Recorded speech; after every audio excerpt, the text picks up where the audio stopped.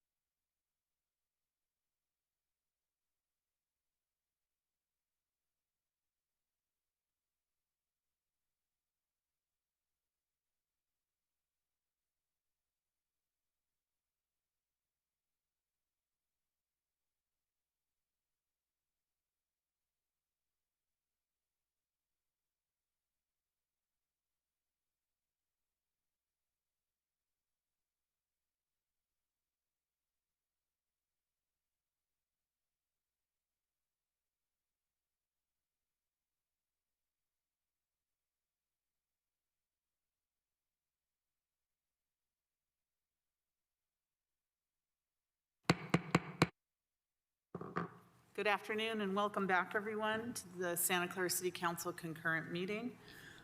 Could you please stand for the Pledge of Allegiance and remain standing for our statement of values? I pledge allegiance to the flag of the United States of America and to the republic for which it stands, one nation, under God, indivisible, with liberty and justice for all. As we gather, we humbly seek blessings upon this meeting. May we act with strength, courage, and will to perform our obligations and duties to our people with justice to all.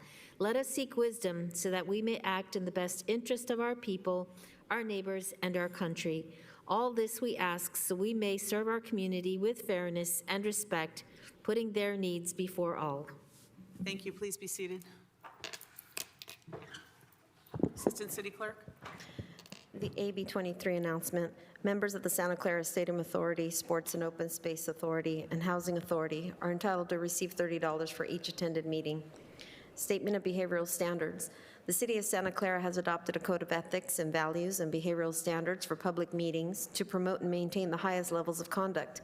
This includes mutual respect, robust discussion, and allowing city business to be done in an efficient and consistent manner. Please note that as a presiding officer, the mayor's direction in matters of process and decorum should be followed, and that use of the gavel indicates all conversations must conclude and everyone in attendance should come to order and attention. Welcome and thank you for your participation. Thank you, Assistant City Clerk. I'm just saying that I've taken my mask off because I'm at least 6 or more feet from anybody around me, and we're all socially distanced here in the council chambers today. I have several council members that are here with me this evening. I have Vice Mayor Karen Hardy, Council Member Kathy Watanabe, and Council Member Raj Chahal. But we're all very much socially distanced, so just wanted to let the public know that. So good afternoon and welcome to today's City Council meeting. The City of Santa Clara continues to take unprecedented steps as we comply with the County of Santa Clara's Public Health Department order and guidance to prevent and slow the spread of COVID-19, including the following of social distance protocol and the use of face coverings. For today's meeting, the city is implementing a Zoom feature to allow public participation from the safety of your home or office.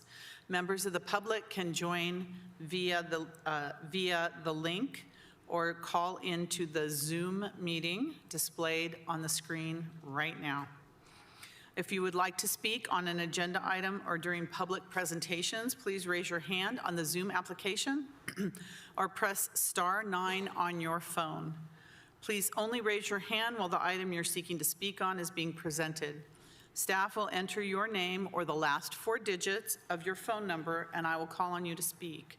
As a friendly reminder, members of the public have 2 minutes to speak on an agenda item and 3 minutes on public presentations, and those are topics that are not on the agenda. Prior to each agenda item, staff will lower each hand to ensure that members of the public that are requesting to speak are requesting under the appropriate agenda item.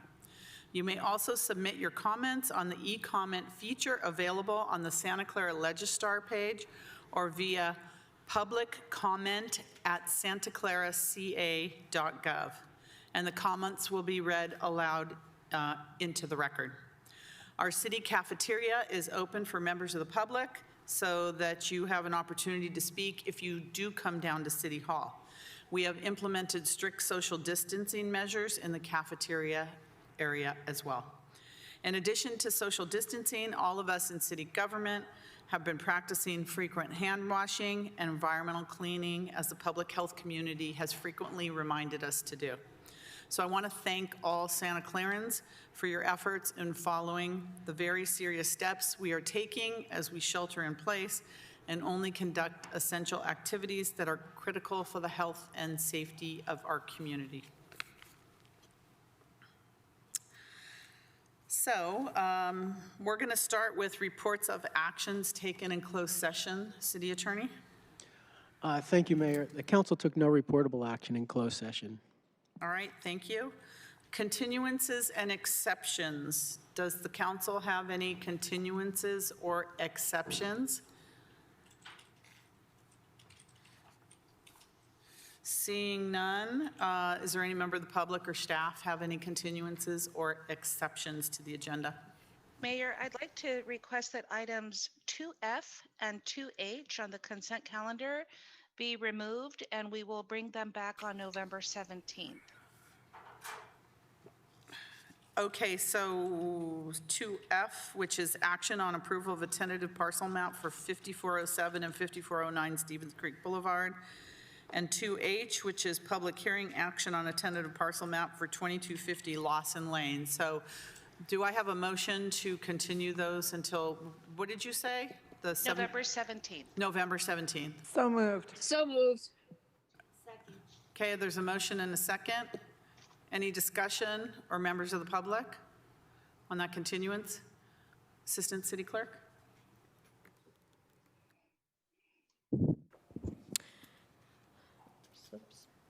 Vice Mayor Hardy, Yes. Councilmember O'Neill, Yes. Councilmember Davis, Yes. Councilmember Watanabe, Yes. Councilmember Shahal, Yes. Mayor Gilmore. Yes. Thank you. That passes unanimously. Thank you. Anything else, City Manager? No, thank Okay. you. Thank you. All right, so next we're going to start our special orders of business, and we have quite a few of them this evening. So we're going to start with our first special order of business, which is American Awareness and Appreciation Month. So do we have Ms. Kaur, if she'd like to come in, maybe come forward so we can look at you while we speak. Welcome, welcome. So as a special order of business, the City Council is proclaiming the month of November as Sikh American Awareness and Appreciation Month. Sikh American Awareness and Appreciation Month celebrates and recognizes the rich history, cultural diversity, and significant contributions made by Sikh Americans in the United States. Sikh Americans pursue diverse professions in services such as the United States Armed Forces, agriculture, transportation, medicine, engineering, technology, science, education, energy, and small businesses, just to name a few. Sikh Americans have distinguished themselves by fostering greater respect and understanding among all people through faith and service.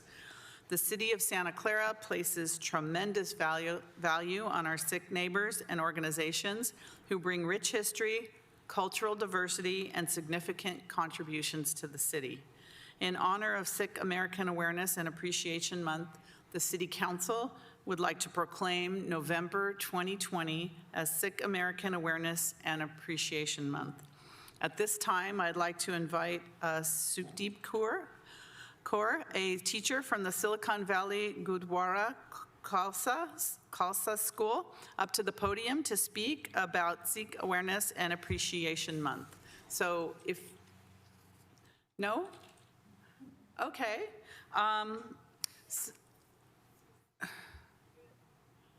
Okay, what's going on? Hello? I'm sorry, I can't hear. I request for speaking. Yes, go ahead. Thank you. Thank you, Mayor, and thank you, Council members, for proclaiming November as the Sikh Awareness and Appreciation Month. Sikhism teaches a message based on principles of love and oneness and calls on all followers to be spiritual warriors. Meditation, service, and justice are core aspects of Sikh way of life. Sikhi is distinct religious tradition that maintains its own distinctive features, including founders, scriptures, worship, ceremonies, and traditions, including turban, one I'm wearing today.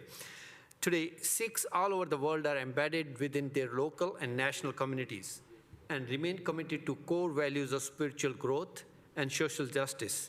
Sikhs have great presence here in city of Santa Clara and also in the Bay Area. Sikhs have been in the United States for more than a century now, and they have established themselves as active contributors to the civic society. Sikhs believe in three fundamental principles: Nam Jap, remembering God through meditation; Vanchak, selfless, serving others, sharing income and resources.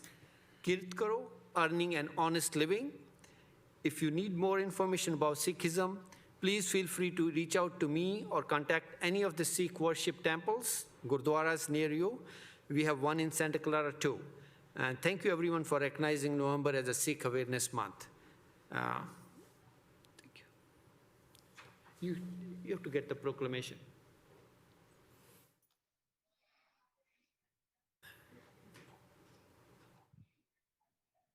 Are you Miss Kaur? Are you Miss Kaur? Would you like to say something? I have you on my agenda. Welcome. Thank Welcome. you. Just want to say that it's an honor, so thank you very much.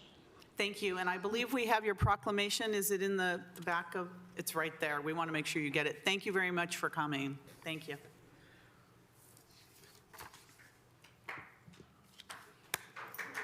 Make sure you take the right one. Is that it? Do we know she has the right one? Okay, very good. She's asking for a picture.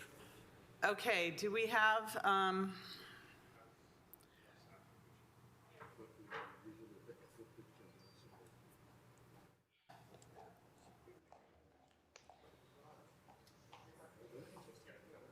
She can stand here. We can stand. it's with all of us, so we're just going to have to, let's go down there.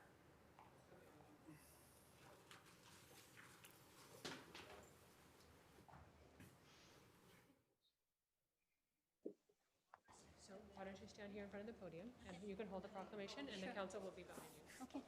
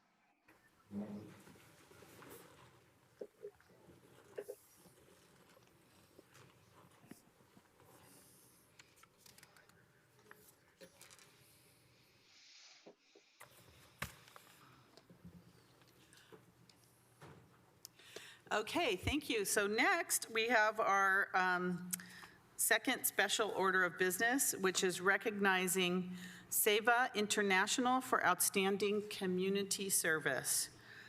So the City Council and I would like to honor and recognize SEVA International for outstanding community service. Since March, nearly 18,000 Californians have lost their lives to COVID-19. The COVID-19 public health emergency has also caused severe local, national, and worldwide economic disruption. In response, SEVA International has demonstrated true dedication and love for the community by establishing weekly food distribution events.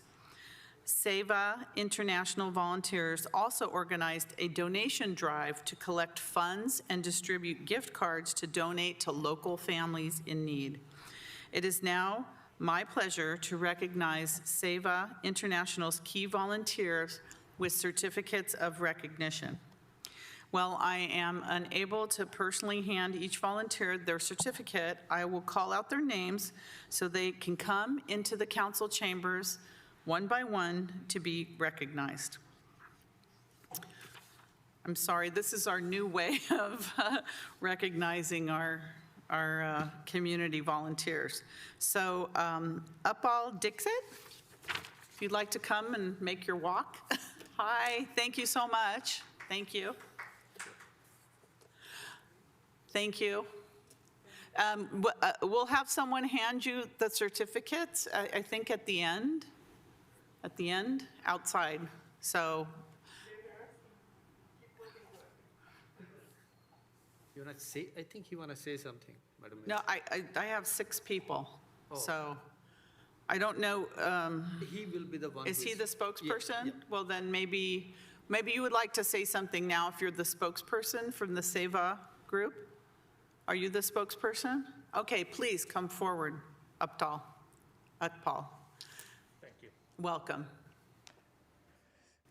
So thank you, and we are really feeling honored, like the SEVA International has been recognized at City of Santa Clara. And SEVA International is in the forefront doing lots of activities in this Bay Area. One of the activities is the food distribution. Apart from that, we have donated approximately $150,000 worth of the dollars amount of face mask, which includes all the different types of the face masks in the whole Bay Area. And some of those have already been distributed in Santa Clara, different non-profit organizations as well. And about this food drive, during this, like since June, we have started distributing the food boxes. And if I can just put a number, so we have like 20,000 pound worth of the truckload and approximately 550 trucks. That was the amount which we have distributed in this area. And SEVA is also helping the underprivileged families, specifically the kids, through our Aspire tutorial program, which is running every day between after school, between 4 to 6, and we are helping kids to complete their homework. We are helping them, engaging them for different activities. So I can share all this information, or you can just visit our sevausa.org, and you can get all the information about that. And apart from that, this was a really good experience for us to help the people of Santa Clara, specifically when these drives were going on, and families who are really in need, and they were feeling like we were feeling blessed when we were helping all those families. We started with just 250 boxes, and we reached all the way up to more than 1,000 boxes per week, and that's what we were giving, and each box was like around 35-pound weight, and which is total we have donated around 75,000 pounds worth of the food here. Thank you very much, and I appreciate everybody's help over here. Thank you very much for all that you've done. It sounds like you've done a tremendous amount for the community, especially a community that is hurting so much from this pandemic, and there's so many people in need. So thank you for jumping in and really easing people's pain and helping them where they need it the most. We really appreciate it on behalf of the city of Santa Clara and the county, or, you know, I know you have a large footprint of where you do your good work. So thank you very much. And this is not Thank the you. one-person work, it is a whole team. We have like more than 200 volunteers in this area, and they are at forefront to help us everywhere. So this is our whole team effort. So that way it is really helping us as well as the families also. It is. Well, thank you for leading the team. We appreciate it. Thank you. So I think, yeah. Arpane Sambare?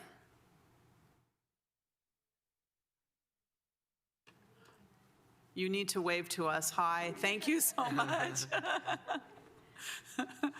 Thank you very much for your good work. Thank you. Sudhir Thambare? Thank you. Thank you. Thank you.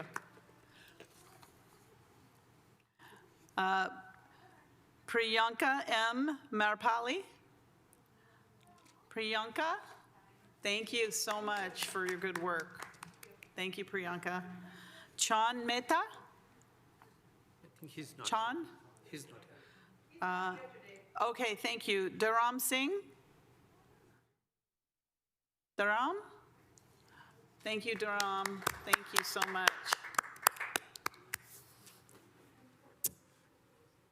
So I think maybe if Utpal could come back, we want to honor SEVA International with a certificate of special mayoral recognition. And so I don't, if you'd like to, Utpal, if you'd like to come here, we can come around you like we did before and Madam Mayor, take can I say a few quick words? picture. Can I say a few words Yes. for them?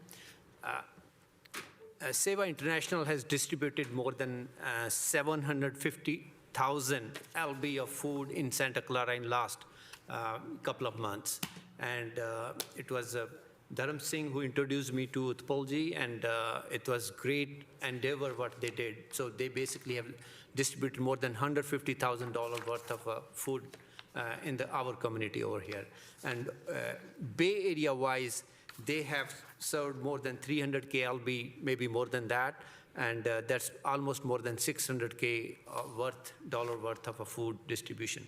And they have been actively involved to help the needy in the community by distributing the cash awards to the rent assistance and other need assistance during this pandemic. I wholeheartedly appreciate their selfless service and all the volunteers. Like I know we have 5 volunteers over here, but there are so many behind them. Like they pick up their food early in the morning, on weekend, on Saturdays. They pick up the food from all the way from Hayward. I went there one day only, but they do every weekend. And they pick up the food from Hayward, bring it over here, and then distribute and work till almost noontime or even more. And so in our district, in our city, they distributed food at 4 different locations, which were highly in need of those. So I wholeheartedly thank you all. Thank you, Seva, for what you have done for our community. Thank you very much. Thank you. So if you can join us down here.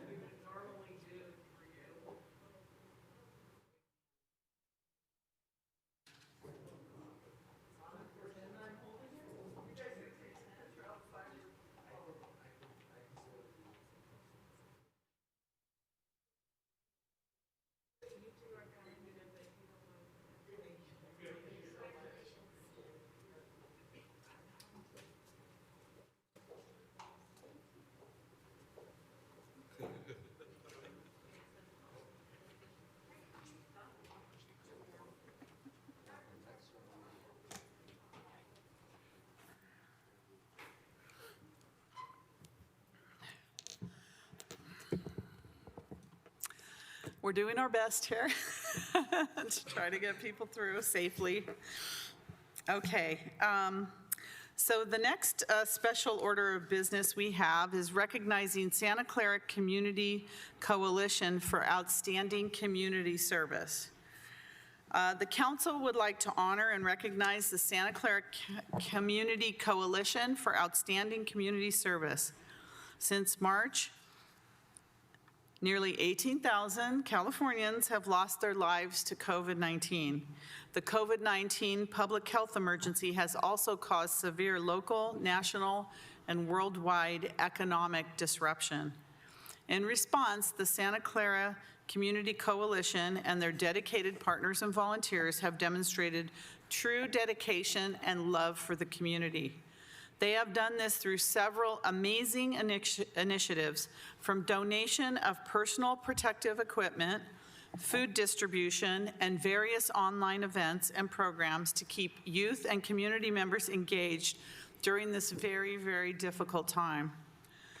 It is now my pleasure to recognize Santa Clara's Community Coalition's key volunteers and community partners with certificates of recognition. While I am unable to personally hand each volunteer or community partner representative their certificate, I will call out their names so that those who are here in person can come into the council chambers one by one to be recognized. So many people, as you'll see, have supported these initiatives, and we hope that we have captured everyone. The Santa Clara Community Coalition provides lists of additional volunteers who worked behind the scenes doing great work for the community effort. Their names will be displayed on the screen as we move through the recognition. So please bear with me, and I apologize if I mispronounce. I've tried to practice. So, all right, we're going to start with Habir Bhatia. If you'd like to come forward, Habir, thank you, and I think you're going to speak at the end as well. Or, yeah, is it now or at the end? I have it on, let's do it at the end, so, okay. Thank you, Habir. Jaya Gautam. Welcome. Hi, clap, everyone. Thank you. I know you're very, very involved. Thank you very much for everything you've done. Preeti Rastogi. Ik Onkar Bridges, represented by Guni Kaur.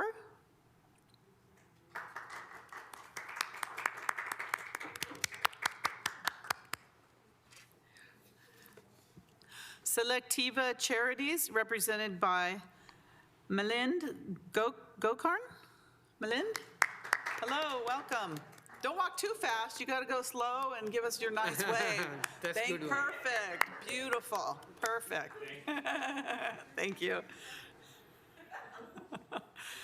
North American Sikh Medical and Dental Association? No. San Jose Gurdwara, represented by Gobakash Dylan? Oh, good evening. And who is with you? Welcome. Nephew, welcome. Thank you for coming.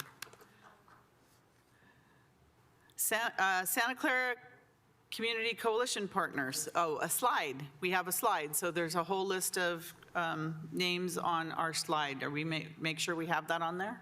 Okay. All right. Let's give it a moment. All right, thank you. So now this is the group that worked on the project masks, right? Correct? Leanne Griffin, if we have Leanne, no Leanne. Charlie K. Leedy? Charlie? Cheryl. Oh, that's an interesting spelling. I like that. Wow. Cheryl, thank you very much. Thank you. Thank you. Neetu Daliwal? Neetu Daliwal? No, not here. Sheena Sahani? Sheena? Sahani, welcome. Thank you very much for your volunteer work on the mass. Thank you. Navpreet Kaur? Not here. Six for Humanity? No. SCC Medical Mass Group volunteers? No. Something We Can Do volunteers? All right, well, thank you. Oh, that's Something We Can Do volunteers. Thank you so much for your volunteer work, and thanks everyone for the masks. They're certainly very much appreciated in the community. So we have a slide with names of additional volunteers. Are these all mask volunteers? These are all mask volunteers. Okay, yeah, okay. That's a lot of mass volunteers. Thank you, everybody that's up there. Oh, plus we have people on Zoom? Is that what you're saying? Yeah. Okay. Thank you, everyone on Zoom as well. Okay, so now we have the group that's worked on the project face shields. So I know we had Milind Gorkhan Selectiva Systems. Milind, are you, oh, you're back again. All right. I have a feeling this isn't going to be your last time either. Oh, and here you are again, Milind Gorkhan. Yes. Thank you. You get another lap. All right. Thank you. Savinder Singh, Jan Nordmo. Is Jan here? Oh, you're not Jan. Come on, Mrs. Nordmo. Thank you very much, and thank you for the use of your facilities. That was very kind and generous of you. Thank you. Jenny Thong Flores. Jenny. Ravinder Lal. Ravinder here. Deborah York. Chris Boyd. Okay, and that's it for the project face shields. Thank you to everybody. Those are very much come in handy for the community. Now we have the project food pantry. Silicon Valley Gurdwara, represented by Harpreet Kohli and Harpreet, same, Kohli. I had two separate, okay, thank you very much, thank you. Gurvinder Singh? Gurvinder here? Oh, wife. Hello. Hi, thank you. Thank you so much. Sukhmani Kochar. Amar Singh. Gurvinder Kaur. Thank you. Thank you very much. Thank you. Dr. Gurpreet Padam. Oh, Gurleen Kaur. Thank you. I was just checking to see if you were paying attention here. Thank you. Thank you so much. And now Dr. Gurpreet Padam, no? Reshma Kaur? Reshma? Rashma. Reshma, thank you. Thank you so much. Appreciate it. Thank you. Rishab Anad? Ramneet Singh? Santa Clara Rotary Club. Khalsa A, Northern California, represented by Paman Kaur. Okay. Paman? Oh, very good. Good thing you're quick. It's a big building here. Yeah, thank you. Eek Onkar Bridges, represented by Guni Kaur.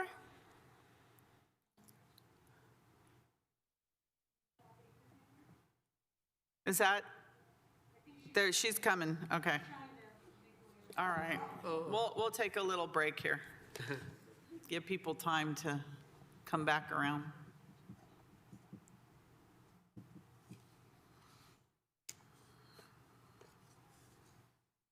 Maybe while we're waiting, we can put up the slide with additional volunteers.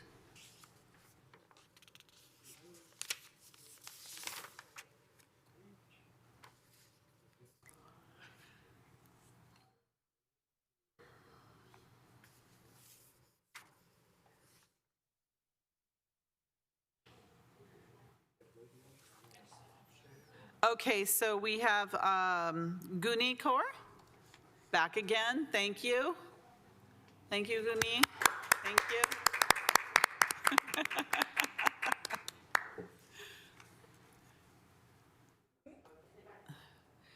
And then we have the South Bay Food Pantry, sick food pantry volunteers. Oh, the slide. The food pantry volunteer slide.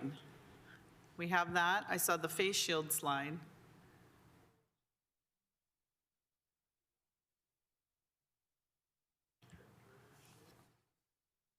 Is this the food volunteer slide? No.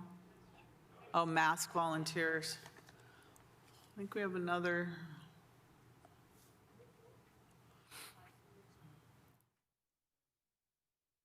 This is the food and pantry volunteers. Yes, very good. Let's take a moment to look at all those names. Oop. Can we get that black box off? There we go. Very good. Thank you to all those people on the slide for the food pantry. Amazing number of volunteers. Okay, very, very good. Thank you so much. Next, we have our Project Online Storytime Concert and Delicious Dishes with Kids. We have Joy of Seva.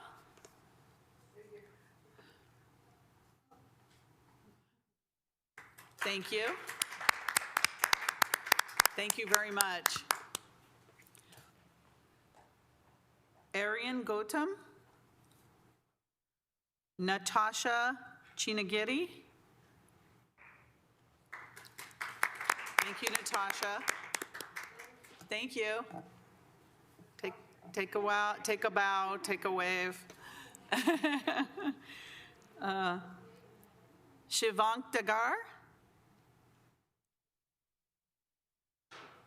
Thank you. Thank you so much. Thank you. Sahana Gautam. Thank you. Thank you very much. Isha Singh. Thank you, Isha. Thank you.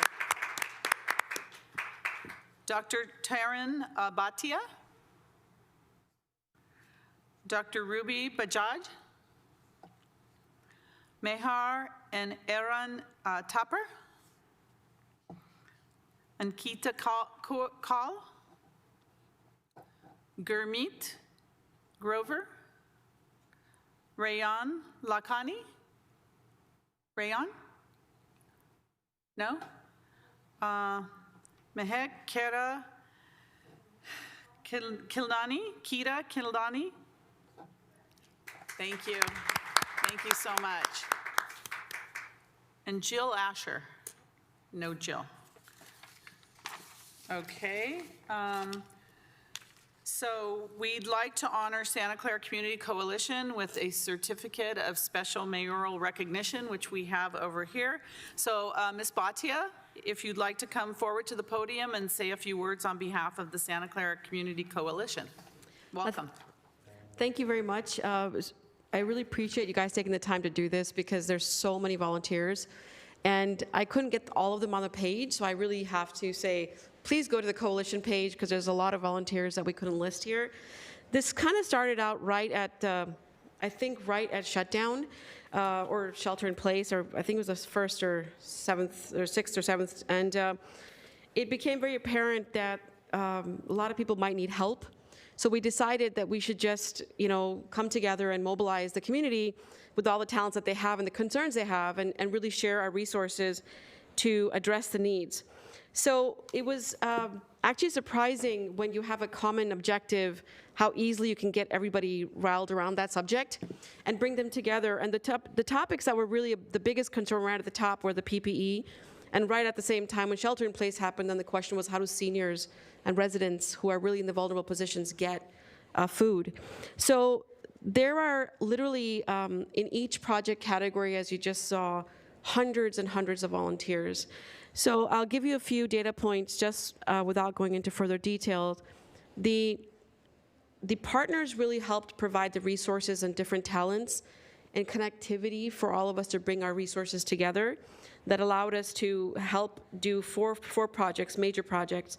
One was, of course, providing data to everybody about what's really happening. So we had friends really come online and continue to provide relevant data and keep everybody abreast of the real facts.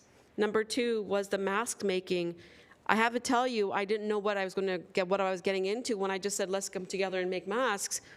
Researched a bit, came up with a few patterns, and before we knew it, we grew so quickly to more than 550 volunteers at this time. And many of them are still continuing to make masks. We made over 40,000 masks at the end of July. And at that point, we stopped counting because we just knew that it was becoming so hard to keep track of how many masks were being made. They went to Kaiser, the local clinics, small businesses, to our school district nutrition program and overall school district, first responders, the seniors and senior housing, some of the youth programs, and we even sent them to Navajo Nation and some of the military outlets, including the USS Nimitz. And we feel very proud of that, and thank you to all the volunteers who are watching for all your hard work. Next thing was the feeding of families, but it was more of the concern of how do they go and get the supplies. So many folks from East Bay, South Bay came together, and we used the hub of the Silicon Valley Gurdwara as a place for holding all the materials and all the goods. So more than 1,000 families were taken care of during that time. And not in only providing them supplies, but actually weekly groceries, who most of them could not afford groceries. Now, that is probably about 200 volunteers, but I couldn't get all their names. Then we actually started working on the face shields project. Myself and Deborah York, we designed a prototype and took it to Kaiser, and Kaiser approved it, and the next thing we knew is that we could hire people to make those face shields so people could keep jobs, because a lot of people were getting laid off, so they needed to be able to maintain some source of income. So we were really excited that we could help start a small enterprise, and Selectiva Systems provided the financial sponsorship to be able to do that. So thanks to them, we could do a small little enterprise during that time to make face shields, sell them to the local hospitals, and keep people employed. And John Nordmo's business, or his facility, Off the Wall Soccer, was converted into a manufacturing and assembly site. So we really appreciate, this is what it means when people come together and you can pretty much do anything. We built thousands and thousands and sold them and sent them all over the world and even at the Navajo Nation and other places. And then we realized because the libraries are shut, what do parents do with kids and schools are shut? So the kids that you just saw, they were actually the first ones to agree to be doing story time. So we did 150 days straight of story time every single day, and even read stories we probably haven't heard for years. And then Magical Bridge joined us, and they did online concerts for almost 100 days straight.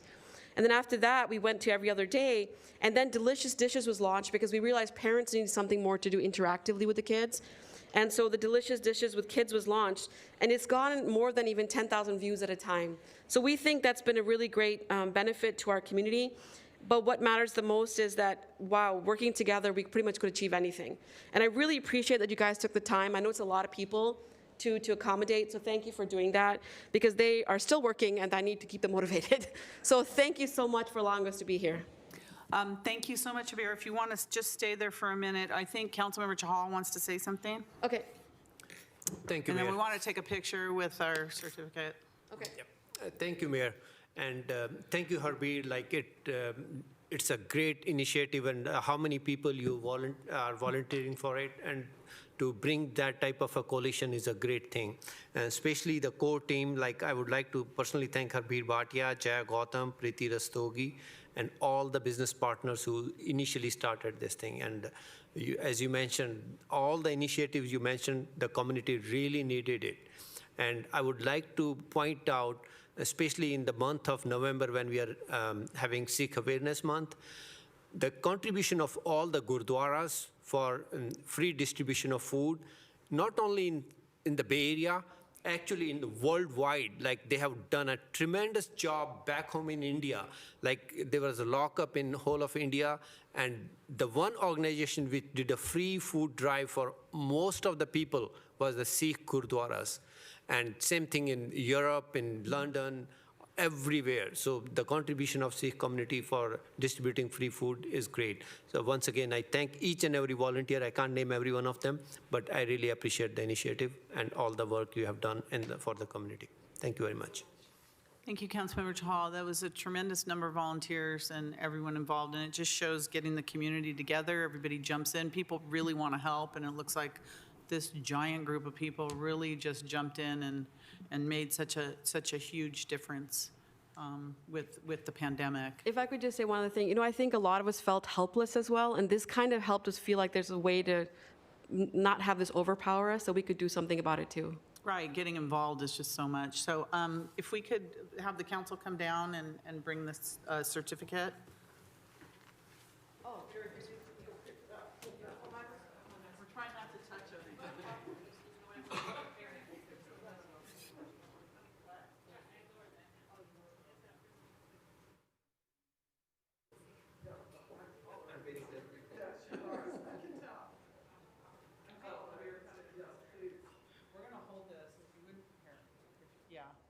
I don't want to grab it, but I'm going to hold Fake it? as if I'm holding it, but I'm not. Okay, we're gonna fake it.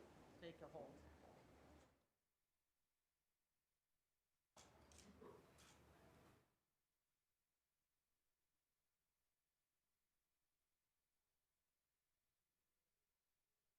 All right, thank you. Thank you very much, everyone. Thank you so much. Where's my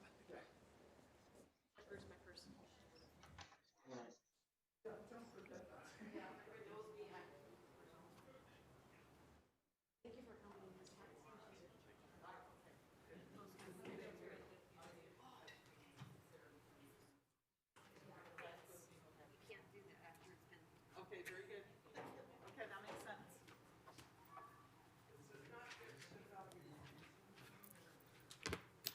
Okay, and I want to thank staff for organizing that, because that was a tremendous amount of organization with a huge number of people, names, and just the logistics of it. So thank you, Julie, Genevieve, Robin, everybody, City Clerk's office, everybody that was involved with organizing that. We appreciate that. All right, so moving on, we have our next item, which is the Presentation, verbal report from the city manager regarding COVID-19 pandemic. City manager? Thank you, Mayor. That indeed was an impressive series of special orders of the day, and it demonstrates the commitment to the Santa Clara community. This status update on the state of COVID-19 emergency is provided for council per government code section 8630. And I want to provide a couple of updates about COVID city activities, and then ask Lisa Schoenthal, our chief emergency services officer, to provide updates on the numbers, and then end with the video that we have released today and certainly will be showcasing tomorrow regarding Veterans Day. In terms of library services, since late June, the library has offered curbside service for patrons to pick up library materials. With the county's move to the Orange Tier 3, the library is now able to offer walk-up lobby services. Library patrons can pick up materials inside the library lobby, away from the outdoor elements. And for those patrons who prefer to stay outdoors, the library has assigned a concierge service who assists them separately. In the first 2 days of this new service, 683 patrons visited the library to check out more than 5,200 items, the highest 2 days total since the start of the COVID operations. While waiting in line, we make sure that our patrons get the opportunity to enjoy music, view promotions for upcoming library programs, and browse the categories of grab-and-go bags from which they can choose. The shift to lobby services will free up staff to pursue additional library services and improvements. We are excited to announce that in the coming weeks, the library will be launching a by appointment pickup service for those patrons who are unable to use the lobby service, and details on how to access that service will also be announced on the library's website at sclibrary.org on Monday, November 16th, with the first appointments available on Monday, November 23rd. COVID-19 testing in partnership with the County of Santa Clara. The City of Santa Clara will host COVID-19 testing at Central Park Library on Thursday, November 12th from 9:30 to 3 p.m. and appointments are already available for scheduling as of November 6th. Just some good news of some fun tidbits of what's been happening while we have been operating under COVID orders. We have been able to support the Career High School online virtual service, and we are going to be celebrating on November 19th 5 inspiring members of the Santa Clara community who have achieved their goal of earning an accredited high school diploma and career certificate with a virtual graduation ceremony. So we'd like to recognize the hard work and dedication of these individuals and the staff of the Reeve Santa Clara program for completing their work during COVID pandemic to achieve this accreditation and their high school diploma.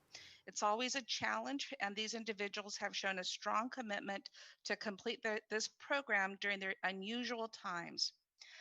And hot off the presses, we learned this morning that the Salvation Army did approve our agreement that Council allowed and approved for us to complete over the past weeks. And now we are proud to announce that we have a new partnership with the Salvation Army and the Second Harvest Food Bank. This partnership is called Food for Families, and it's a program that will be drive-through contactless service that will distribute free boxes of essential foods to Santa Clara residents. This program will take place on Wednesday from 2 to 3:30, and it starts next Wednesday, November 18th. A one-time pre-registration form is required and can be accessed online at santaclaraca.gov, Food for Families, or in hard copy at the Salvation Army Citadel located at 3090 Homestead Road. Residents are encouraged to register in advance and always follow safety protocols, including wearing masks and maintaining more than 6 feet social distancing. We are excited to launch this new partnership with the Salvation Army, and we wish to thank them for their continued service to Santa Clara residents. I also want to share that the cemetery hours for Veterans Day have been extended. Mission City Memorial Park, the city's active cemetery, will be open for extended hours for visitation on Memorial Day, on Veterans Day from 9 to 4 p.m. Public health protocols will be implemented, and at the end, we'll be able to watch a video. Just a couple more announcements. We are preparing for the holidays with them coming upon us. For holiday recreation activities, our programs will be announced on November 17th with residents registration starting on November 18th. And we're also planning on a virtual holiday tree lighting that will take place Friday, December 4th, and we'll get some more information out. And then just two more tidbits of fun activity during or acknowledgments during COVID. Want to acknowledge that we have something we already know and we've already been recognized for, but as we were designated yesterday as the top ranked California city and in the top 10 ranking at number 8 in the nation as livable cities in the US for mid-sized cities by Smart Asset, and that accolade is going out through our communications, and it certainly aligns to all of the information we know, and just looking at the special orders of the day, well supported by these details. And last but never least, before Lisa comes on, today is National Law Enforcement Records and Support Personnel Day, and we know that our staff within the police department are just the backbone of our essential services to make sure that we are a safe community. And I just want to acknowledge our Santa Clara Police Department family for their hard work, dedication, and valuable contributions to our organization and to our community on National Law Enforcement Records and Support Personnel Day. So with that, I'm going to hand it over to Lisa, and she'll give us the numbers for COVID.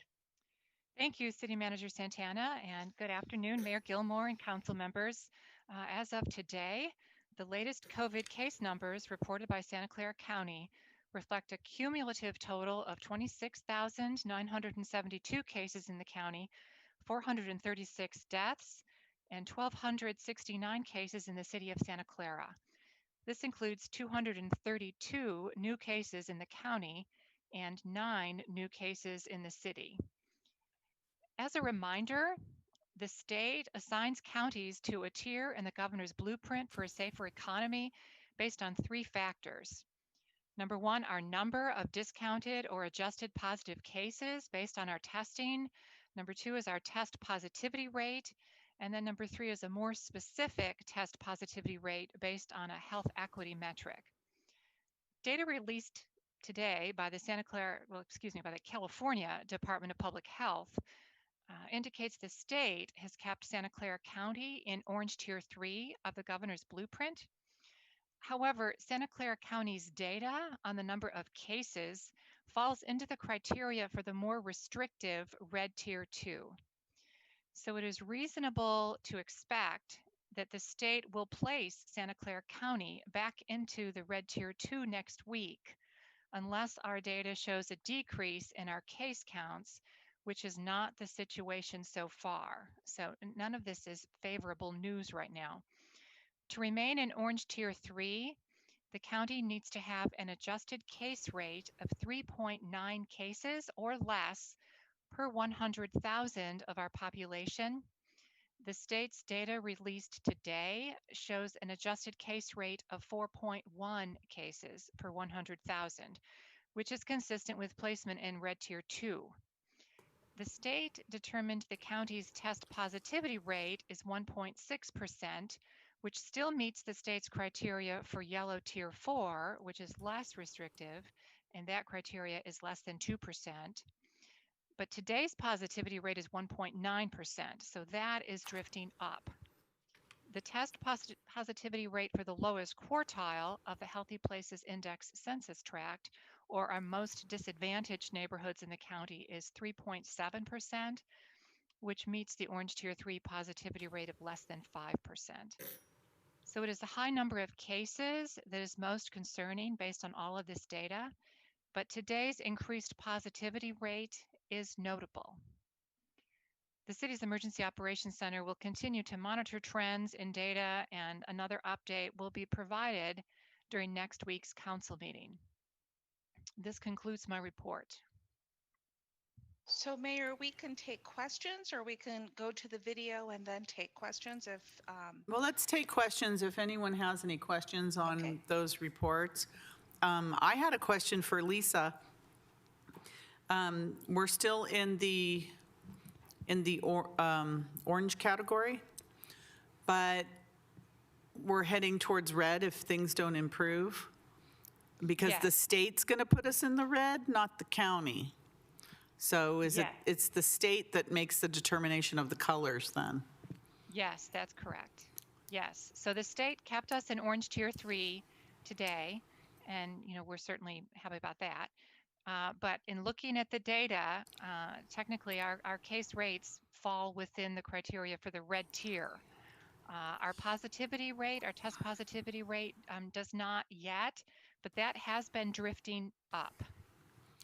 So what do you, can you contribute that to, what is it, Halloween, or people just letting down their guard and?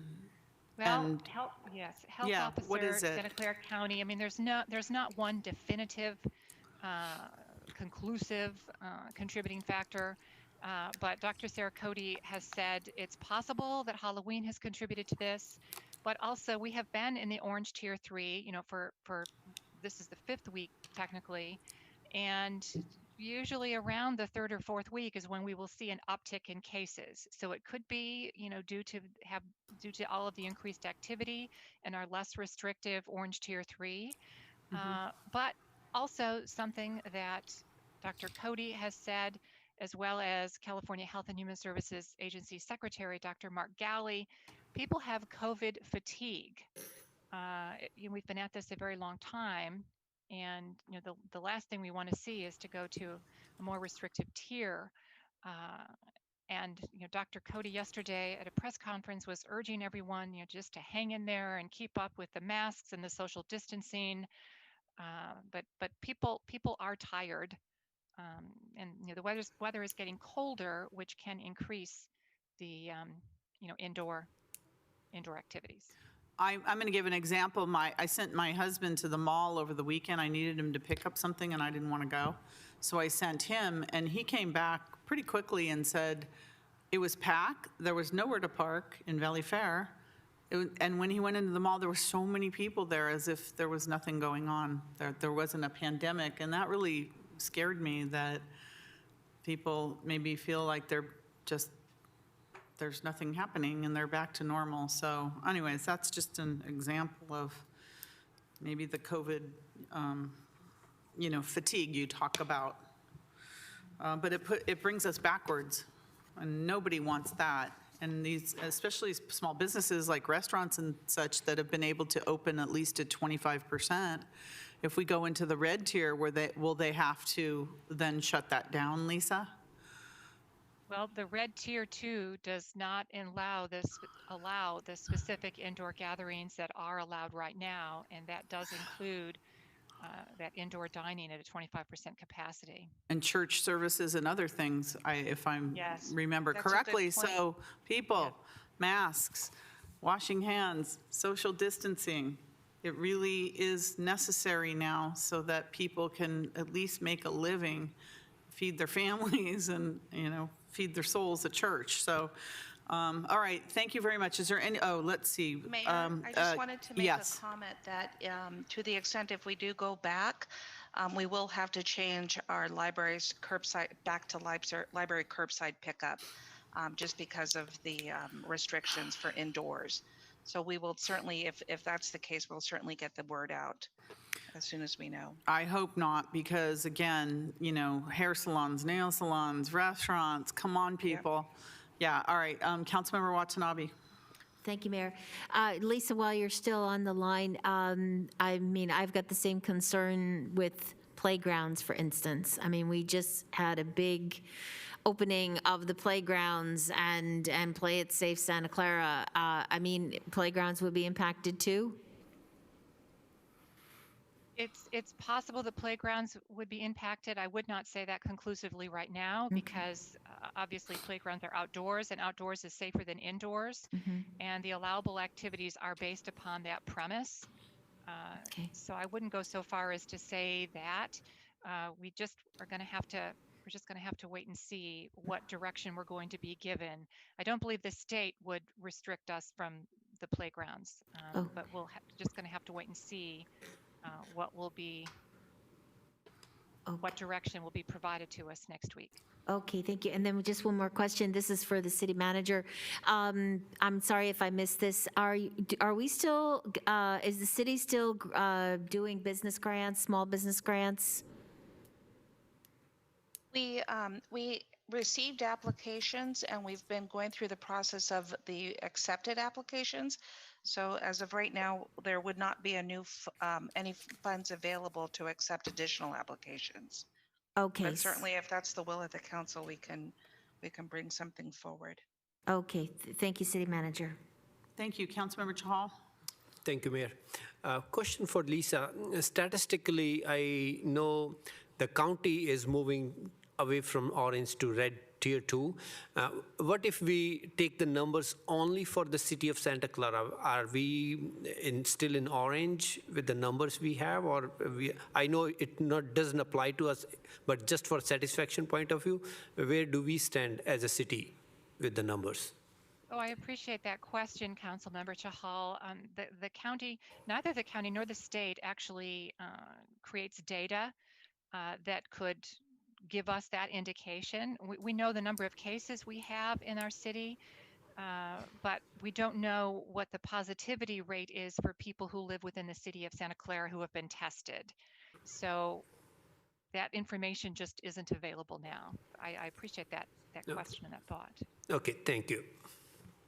All right, thank you. I don't see any other questions. Thank you so much, Lisa Schoenthal, for your presentation. You're always a wealth of knowledge for us. Okay, city manager? So we can start the Veterans video, the Veterans Day video. Veterans Day is tomorrow. Honor guard, stand up, port arms, lock your weapon. Right face, grenade, fire, grenade, fire, grenade, fire, left face, present arms.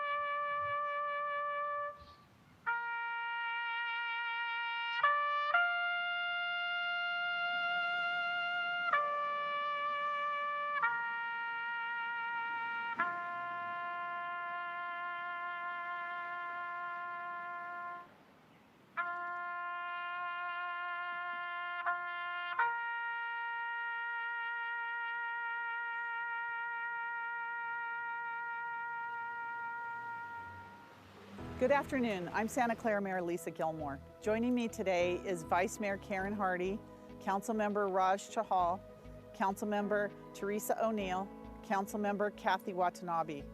On behalf of the entire City Council, I'm honored to welcome you to the virtual Veterans Day ceremony. To honor the passing of this year of Mr. Jim Lee, one of the founders of this long-standing Veterans Day ceremony held annually at the Santa Clara Veterans Memorial in Central Park, I would like to dedicate this year's virtual ceremony to his memory. Today, we recognize and honor all those who have served and protected the United States of America, and to thank our veterans for the freedom and safety we enjoy every day. We remember and honor our ancestors, family members, loved ones, neighbors, and friends who have given the ultimate sacrifice to keep our country safe. Service and sacrifice bring us here today. The Santa Clara Veterans Memorial here at Central Park is a lasting tribute to those who have served our country in all branches of the military. We will now raise the flag to honor and commemorate all those who have served for our freedom. Santa Clara Police Chief Nicolai and Fire Chief Torres are here with us today to raise our flag.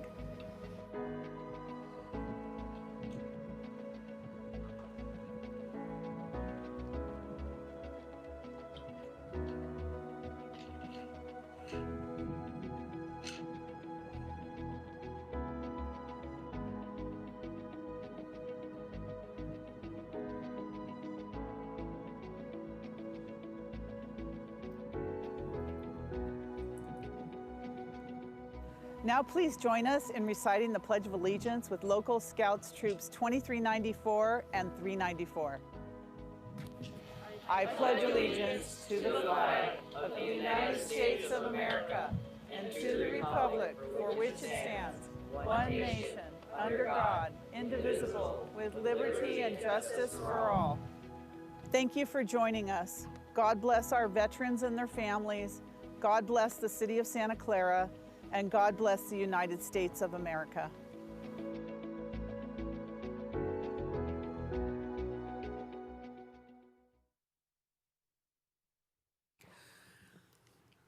Very well done. Thank you, everybody who was involved. It doesn't replace being there in person and listening to the speakers and have everyone there, but it's our way of honoring the veterans and those who have given their lives for our freedom. So thank you, communications staff and everyone, for putting that together. I think you did an excellent job. City Manager? That concludes our report. All right. Yes, I think, let's see, do we have a hand from, I'm sorry, Councilmember Davis? Oh, thank you, Mayor. I was missing from the video, but I can honestly say that Lon has upped his game. That was a great video. And I wanted to really thank you for honoring Jim Lee. This was his baby, and they worked tirelessly to have that memorial set up. So I think it was an outstanding video, and I hope that you keep pushing that out, and especially tomorrow, like all day, just keep running it all day, because it's worthy. And I just want to say thank you. It just, just watching it was a little teary for me, because it was just well done, very well done. So thank you, Mayor. Thank you. I agree with your comments, Councilmember Davis. Communications did an excellent job, and to the scouting troop that was there. In fact, we had, if you noticed, one of the scouts in there was our first female Eagle Scout. That I think we're going to bring her back to the council meeting at some point, now that there's scouts and no Girl Scouts and Boy Scouts. Anyways, to scouting troop, and then to our honor guard as well. All right, so thank you, City Manager, for the report as well. Moving on, we have our consent calendar. All items are approved with one motion unless... Madam Mayor, we have one more item, 1E. Did I miss something? Oh my gosh, okay. All right, sorry, I was moving on. Presentation by the Santa Clara Valley Transportation Authority, VTA, on the proposed 2021 Transit Service Plan. City Manager? Good evening. This is a presentation from the VTA, who is currently working on the proposed 2021 Transit Service Plan for the Santa Clara Valley. The 2021 Transit Service Plan will mark the VTA's return to normal service network following the emergency COVID transit network that has been in operation since March 2020. So we have, I believe it's Mr. Jay Tyree from the VTA who's going to be making the presentation. Good evening. Thank you, council members. My name is Jay Tyree. I manage the service planning team here at VTA. So I'm very happy to come and discuss our 2021 transit service plan. I put together a few slides. I hope this is helpful. So getting right into it, are we, do you have the slides? Yes, we need to pull up the presentation. Okay.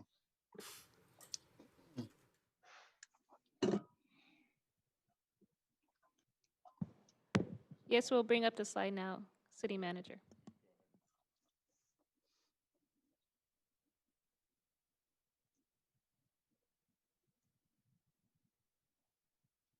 Okay, great. Let's go to the first slide, please.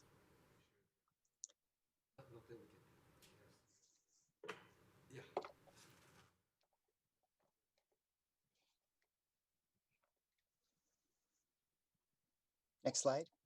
Okay, there we go.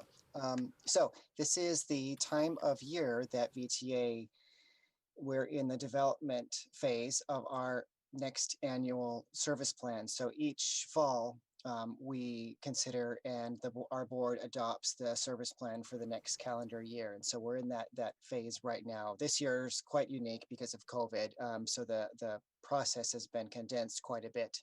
But we still did the normal draft plans during the summer, and then community engagement over the late summer, early fall, and then seeking board adoption this December.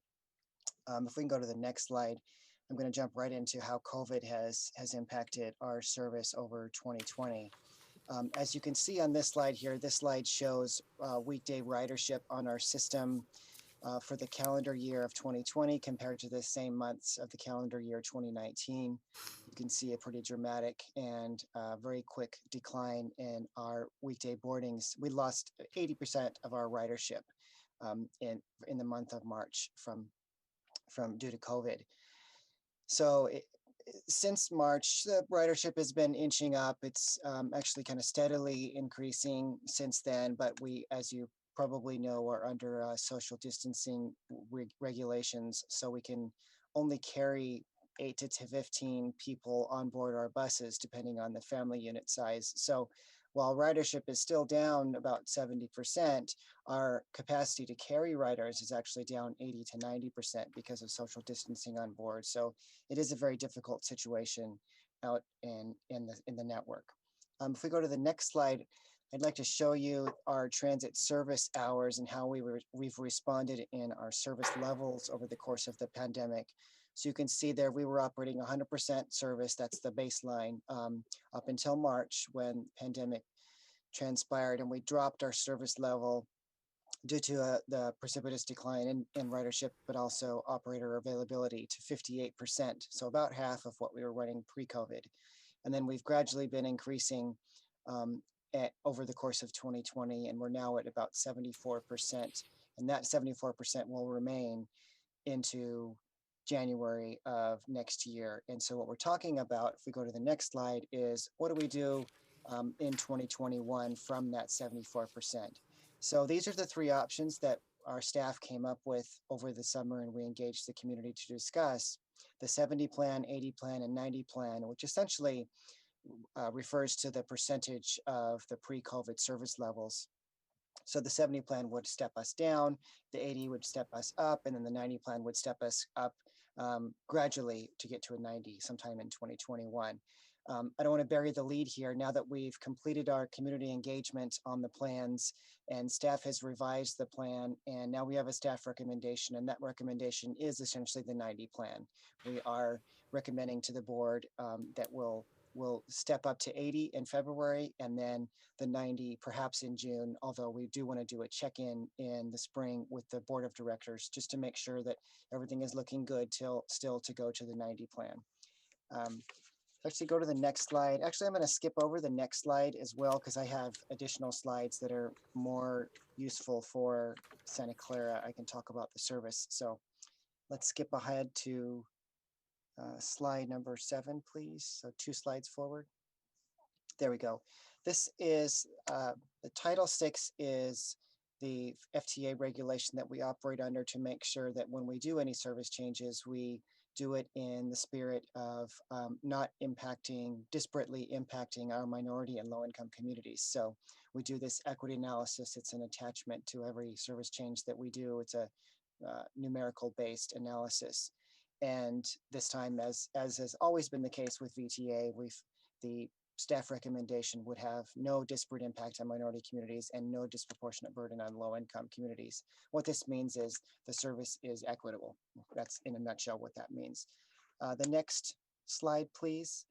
We analyze our VTA Access paratransit service because VTA Access paratransit service follows our fixed route network. And so to the extent that we make changes on the fixed route side, it could impact our paratransit service.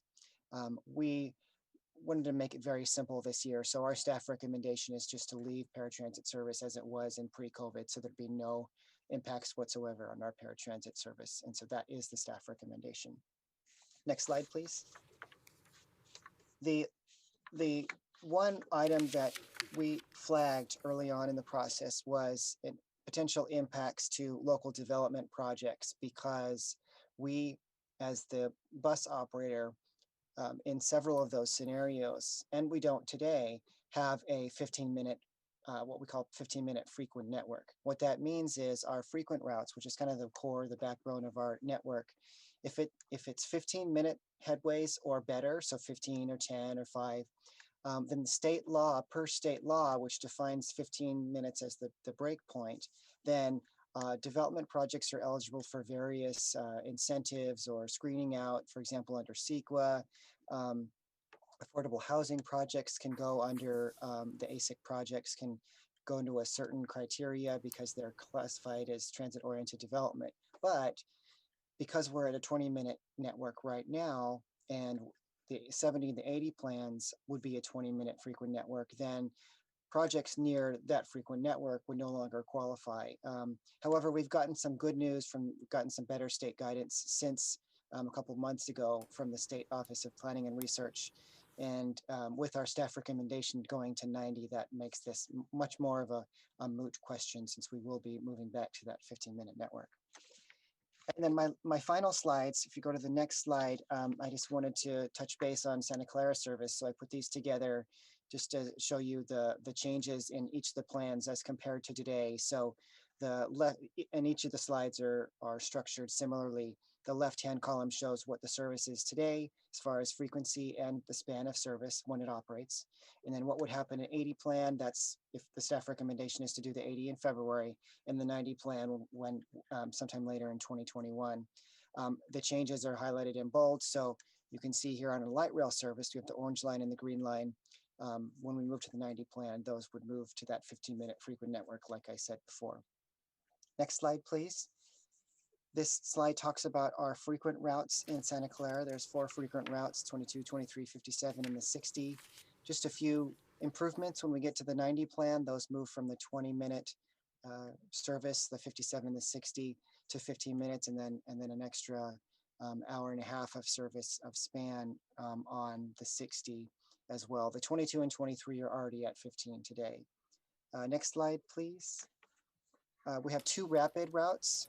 So the rapid 523 on Stevens Creek, and then the 522 on El Camino. These would the 522 would have better span in the 90 plan. When we get to the 90, it's already at 15 today, and then the 523 service frequency would increase to 20 under the 80 and the 90 plans.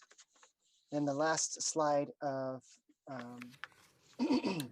services is our local routes. These are our more coverage-oriented routes. Quite an array of improvements, mostly minor improvements on span, expanding out our service so it ends later in the evening.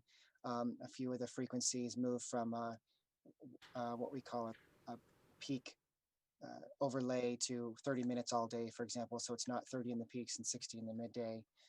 So improvements across the board there as we go to the 80 and the 90 plans. Then my final slide is just to round out the schedule. This is where we are. We, like I said, developed the draft plans over the summer. We did our community engagement. Now we have the staff recommendations. So we're taking our final 2021 plan to the VTA committees this week and next week. So it'll be going to all the committees. And then the VTA board will make a recommendation or an adoption on December 3rd. That's their next board meeting. The service would start February 8th of 2021 and would run for the entire year until the following February. And that concludes my report. Thank you. Thank you very much for that report, Jay. Is there any members of the council that have questions or comments on that report? Let's see, we have Councilmember Watanabe. Thank you. And thank you, Jay, for the report. This is a very important report, and as we move forward and especially focusing on public transportation, especially as our area grows, and also in terms of just getting people back into ridership. I'm glad to see that the community engagement will start it looks like fairly soon. Well, September, October, is that September, October of next year? No, it's completed. We did Oh, September it's complete, I'm and October. sorry. Okay. And so is there anywhere we can see what was recommended by the community, what their thoughts were? There, in the VTA board's packet for the staff recommendation, it will have the most common themes. There were 420 something suggestions from the community. They, for the most part, centered around a handful of themes. Evening service, weekend service, 523 service, that kind of thing. So you can see the themes in the packet. We don't, publish each individual comment, however. Okay. And say, for instance, if there are some proposed route changes, would that be shared with the community before they're implemented, or and I bring that up because there was a change made along Agnews Road, for instance, and it seemed to happen overnight, and where people had no idea until all of a sudden buses started running up and down Agnews Road. And I tried to find out how it all had happened, and I couldn't get the information. So I'm just wondering, before any changes are implemented, something like that again, I mean, would there still be engagement with the community before it's put in place? Yeah, it's a good question. It's always a challenge to get and to involve the community. You're referring to the Next Network process, which we went through for 2 years back starting in 2016. And the Agnews service was new service that the community begged us for. But it's always hard. You don't always reach every single person. For this service plan, though, in 2021, it is simpler in terms of the outreach effort, because we're not proposing changes to the network structure. So there's only 2 new routes. One is a shuttle going to Valley Medical Center, and one is a rapid service for South County. So as far as Santa Clara goes, there won't be any new routes. There won't be changing of any of the lines or moving routes around. So it really is just talking about frequency changes and span changes to our existing network. So it is a much simpler conversation this time. Hopefully no one will be caught off guard. Okay, thank you very much, Jay. Thank you. Councilmember O'Neill. Yes, thank you. And thank you, Jay, for making the presentation this evening.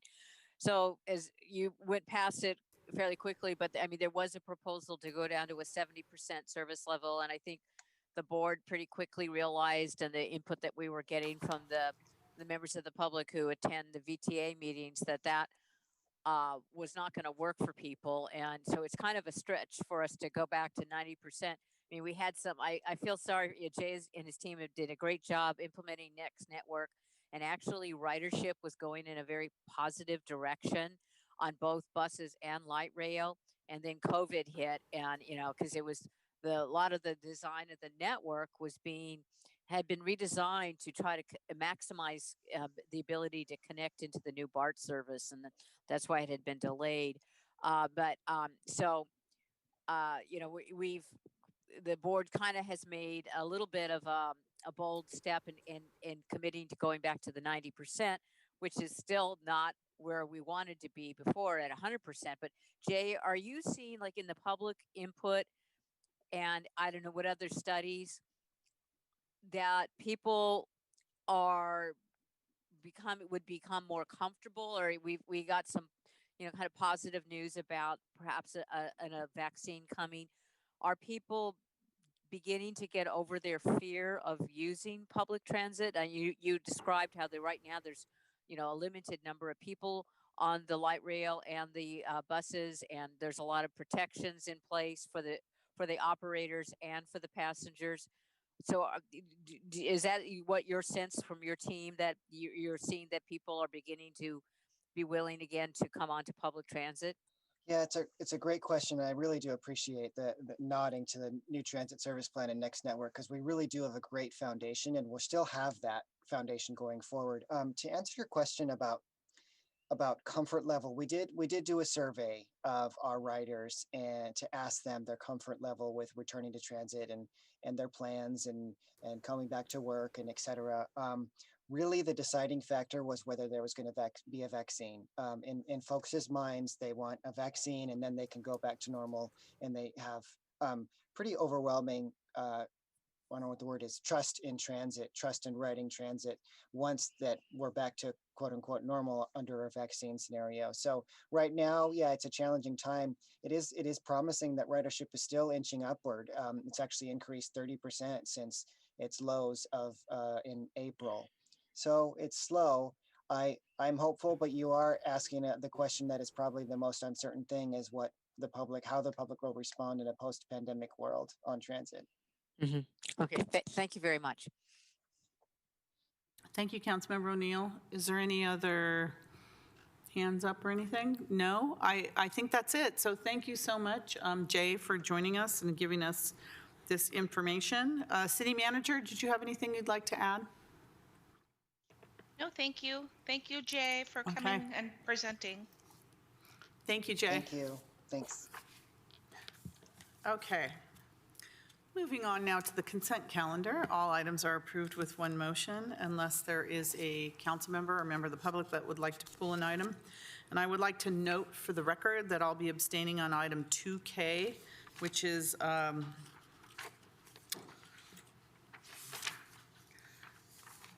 JK. Public hearing action on the termination of a covenant agreement for the properties located at 1560 and 1582 Jackson Street that restrict development, and I'm within 1,000 feet of that, so I'll be abstaining on that. Any council member have any item they would like to pull or make a comment on? Okay, seeing none. Any member of the public? Anybody? All right, is there a motion to approve the consent calendar? Motion to approve the consent calendar minus, I know the city manager also referenced earlier, removing 2F and 2H or continuing those two items to. Yeah, we continued those future, already. Yeah. And then with the exception of 2K, approve the balance of the calendar. Well, you're going to approve Second. you're We're going to gonna approve approve it, everything. but I'm abstaining on 2K. Yeah, with the abstention. Okay, and that was that a second, Councilmember Davis? Yes, it was. Okay, so we have a motion and a second. Any discussion from anyone? All right, Assistant City Clerk. Vice Mayor Hardy. Yes. Councilmember O'Neill. Yes. Councilmember Davis. Yes. Councilmember Watanabe. Yes. Councilmember Shahal. Yes. Mayor Gilmore. Yes, noting my abstention on 2K. Yes. And that passes unanimously. Thank you. Next, we have public presentations. These are items that are not on the agenda. Do we have any members of the public? Is anyone here for public presentation? Okay. Seeing none, we're going to move on to our public hearing general business, which is item number 3, action on 2020 third quarter legislative update. City Manager? Good evening. Tonight we have a presentation from our lobbyist or legislative representative of Towns and Public Affairs, Casey Elliott. If you'd please, I'm sure he's in the queue and ready to make his presentation. Casey? Yes, I am here. Good evening, members of the council. Yeah, Casey Elliott, with Towns and Public Affairs, State Capital Director. Just wanted to provide you guys with a brief update on the end of the legislative session.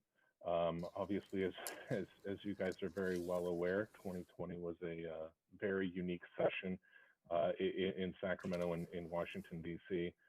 If we can move over to slide number 2, please. Just to give you an idea of the volume that we were looking at, when the legislature met and first convened in January and February, it introduced just over 2,200 bills, which is about normal, about what we would expect.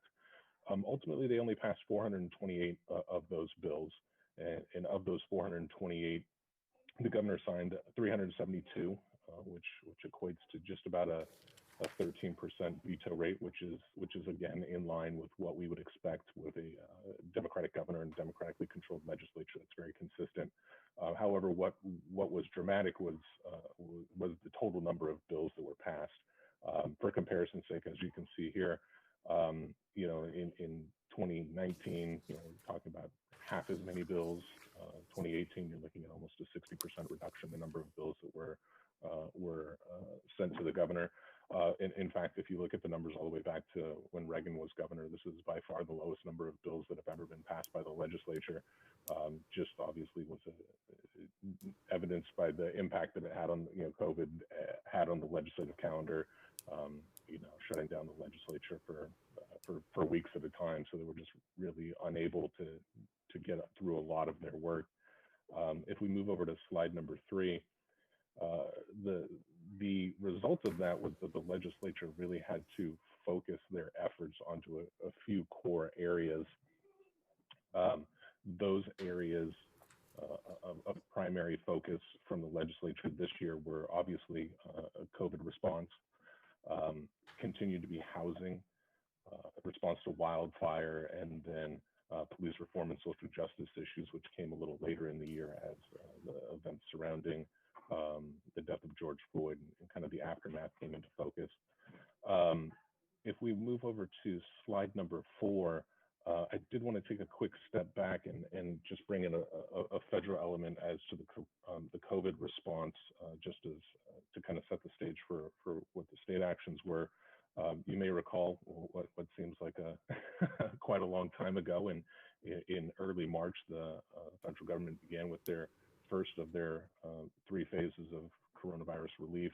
The phase 3, which came at the end of March, is kind of the large dollar one that most folks equate to. That was the $2.2 trillion in relief that was provided for businesses, individuals, states, large jurisdictions. Of that funding, within the Coronavirus Relief Fund, the state of California received about $15.3 billion, and the state later through the budget process made some of that funding available to jurisdictions, including just under $1.6 million to the city. Overall, just by way of comparison, just to put that in a little bit of perspective, the state of California to date has expended just over $140 billion in COVID response. The largest amount of that, $110 billion, is from the federal government for unemployment, enhanced unemployment benefits and unemployment insurance that's been distributed over the last several months. But really, obviously, of the remaining non-unemployment, the $30 billion or so that the state has spent, $15 billion of that, like I said, came from that coronavirus relief package in phase 3. As we move over to slide number 5, from a policy perspective, the state really focused on a couple of issues that they were able to agree on. The bill in the center there, AB 3088 by Assemblymember Chu, was one that the legislature and the governor had worked on for quite some time to try to reach an agreement to help prevent, to extend some eviction moratoria, help prevent people from being evicted due to impacts from COVID. Ultimately, on the last day of session, the legislature, both houses were able to pass AB 3088, which was signed into law. It does provide some temporary relief from eviction.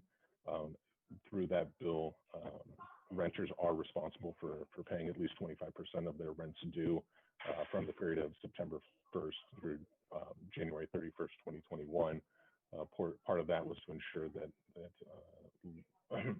property owners and landlords were still able to achieve some level of income. There were additional provisions within that bill that allowed for some forbearance of mortgages for property owners as well. So really, obviously, not necessarily a perfect bill, but all sides of the legislature worked to a compromise, and that's where they were able to come to. As you can see there in that bullet, like I said, the provisions do expire. Some of the provisions expire on January 31st, so it's very likely that the legislature, when they return in January, will take up this issue immediately to see if there can be some further further agreement reached to stave off a large number of evictions that presumably would occur after that date. Otherwise, in COVID response, really the state was kind of these bills 1159, 685 really were in response to codification of governor's office executive orders. The governor, as you guys are aware, has made a number of executive orders. The legislature did go through and codify several of them, including some others around the election, the mail ballots for the election date. But 1159 deals with rebuttable presumptions for the purposes of workers' compensation, and then 685 has to do with reporting on any COVID exposures or within the workplace. Excuse me. As we move forward to slide number 6, as I mentioned earlier, during the late spring, middle of summer, the legislature introduced a number of bills in response to the death of George Floyd. And these are 3 of the measures that were ultimately successful in moving through the legislature and were sent to the governor for his consideration. AB 1196 was a measure that was signed by the governor that prohibits local law enforcement from authorizing carotid restraint holds and choke holds. This was something that the state had done through executive action.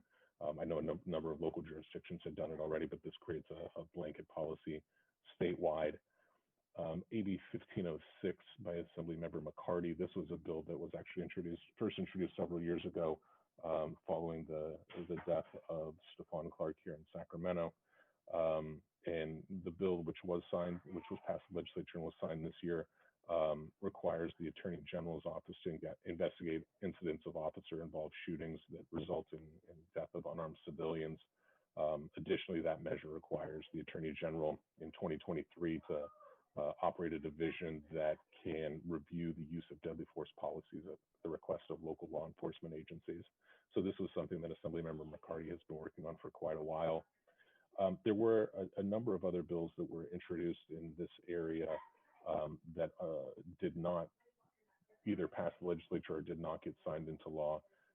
Given the timing of everything this year and the impacts from on the legislative calendar from the coronavirus, there really wasn't a lot of time for new bills to get significant policy consideration. So I think we will see a number of bills in this area come back. One of them I did want to highlight was 2054 by Assemblymember Comlonger, which did pass the legislature but was ultimately vetoed. This bill would have created funding for pilot programs to allow for the community organizations to participate in emergency and non-emergency response for vulnerable populations, so seniors, homeless, those with potential mental health problems. This is something in his veto message that the governor indicated he'd like to still work on, but probably through the budget process. So bills like this, other bills reviewing peace officer training standards and those like, I anticipate we will see again in 2021 as those bills get reintroduced. If we move over to slide number 7, if we kind of take the Wayback Machine to January and February, the legislature started out the year really focused on housing. In January, we still had SB 50 being considered in the legislature. The governor had his State of the State, which was dedicated towards homelessness. SB 50 obviously did not move forward early in the year. And in the wake of that defeat, the Senate Pro Tem put together a working group that was going to try to put together a comprehensive housing production proposal.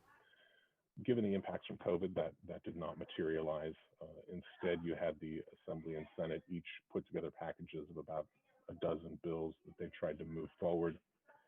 Ultimately, some politics, some gamesmanship at the end of session resulted in very few housing-related bills moving through the legislature and sent down to the governor.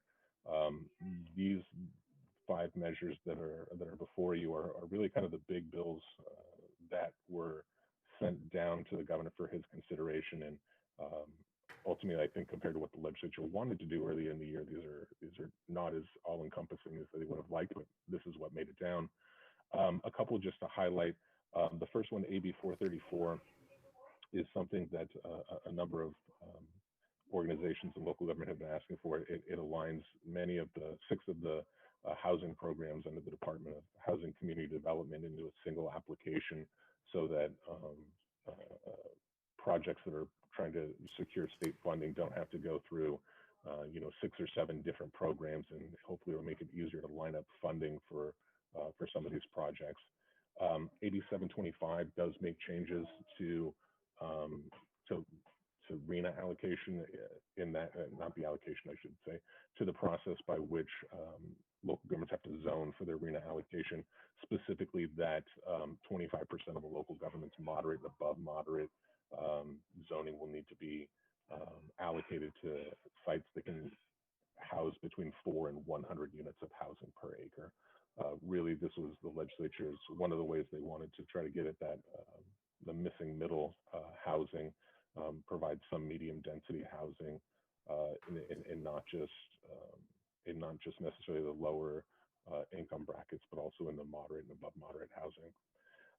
If we move over to slide number 8, just some other areas of additional legislation on the next 2 slides. As I mentioned, the legislature really had to focus their efforts, so there wasn't a lot of more comprehensive legislation in some of these non-key areas. That doesn't mean that there weren't important bills introduced and considered, but just not generally the volume that we would expect.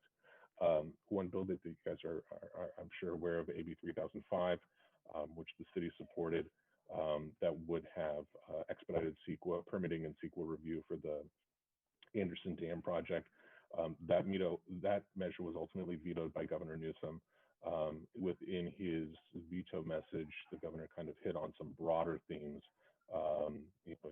not necessarily disparaging or having anything negative to say about the project itself, but about how it's problematic for setting future precedents and may undermine quality of review just during that level of streamlining for those types of projects. So unclear if Assembly Member Rivas will plan to bring that bill back next year, but that bill, like I said, did move through to receive bipartisan support through the legislature.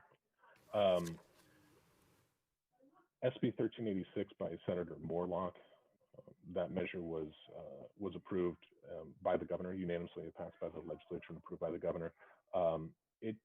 It's notable in that it does modify some of the definitions surrounding Prop 218 that will allow fire hydrants to be considered part of water service for Prop 218. Also notable in that it was carried by a Republican legislator and supported by both Republican caucuses, which is positive. I know on other issues related to stormwater service of Prop 218, it's been a little bit more contentious. So that measure was notable in that respect. And then if we want to move over to slide number 9, lastly, I would just kind of point out a couple of bills related, one to the expansion of the Family Rights Act. The measure didn't extend any new benefits within it, but it did extend the unpaid job protection leave to some more cases, including domestic partner, grandparent, grandchild, sibling, or parent-in-law. So that measure was, again, the protection wasn't expanded, but the instances in which it can be accessed was expanded. And then on the regional transportation issue, it's worth noting AB 1286, that was a measure that the League of Cities had been promoting and pushing, was signed into law by the governor. And that does require shared mobility devices, bikes, scooters, to work with local jurisdictions to obtain permits, maintain liability insurance, but also requires the locals to adopt rules for those devices. So hopefully kind of create a little bit more of a set some more standards by which those devices have to operate.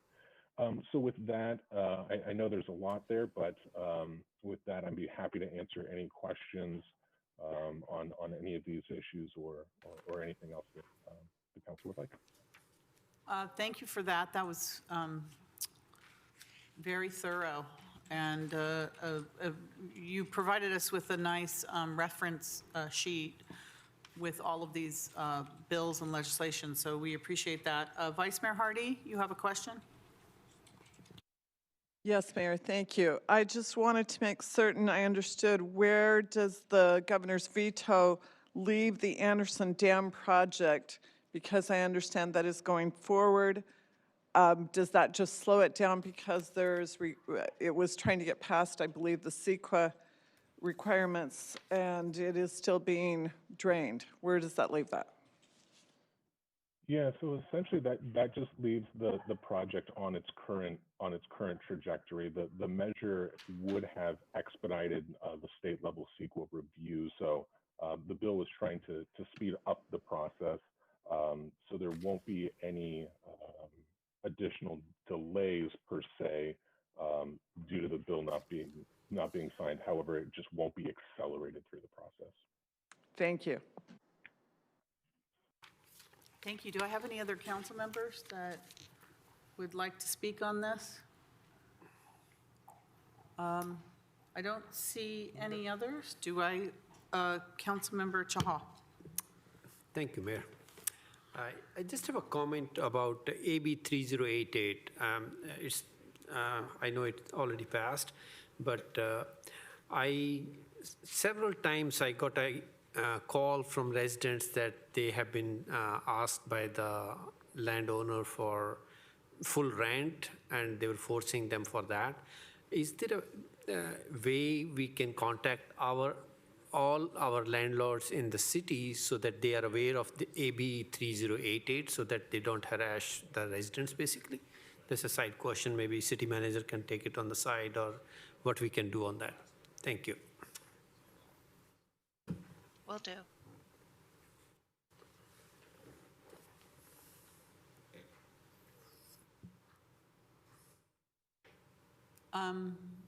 Was that a question for the city manager about calling all the landlords in the city? Is that what you want? Just a comment what we can do on that respect, basically, Mayor.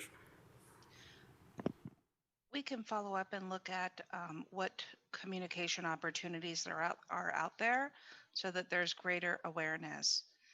And if with the presentation being complete, I just wanted to acknowledge that the next steps are that we are preparing for the council's legislative advocacy positions, and you'll be hearing from us over the next couple of weeks to schedule some time so that you can meet one-on-one with Townsend representatives, and we can hear your interest legislatively and bring those back as legislative advocacy positions in the new year for the council to consider. So that concludes our report, and we'll be working towards that next milestone over the next couple of weeks. All right, thank you very much. Seeing nothing further, thank you very much for the report.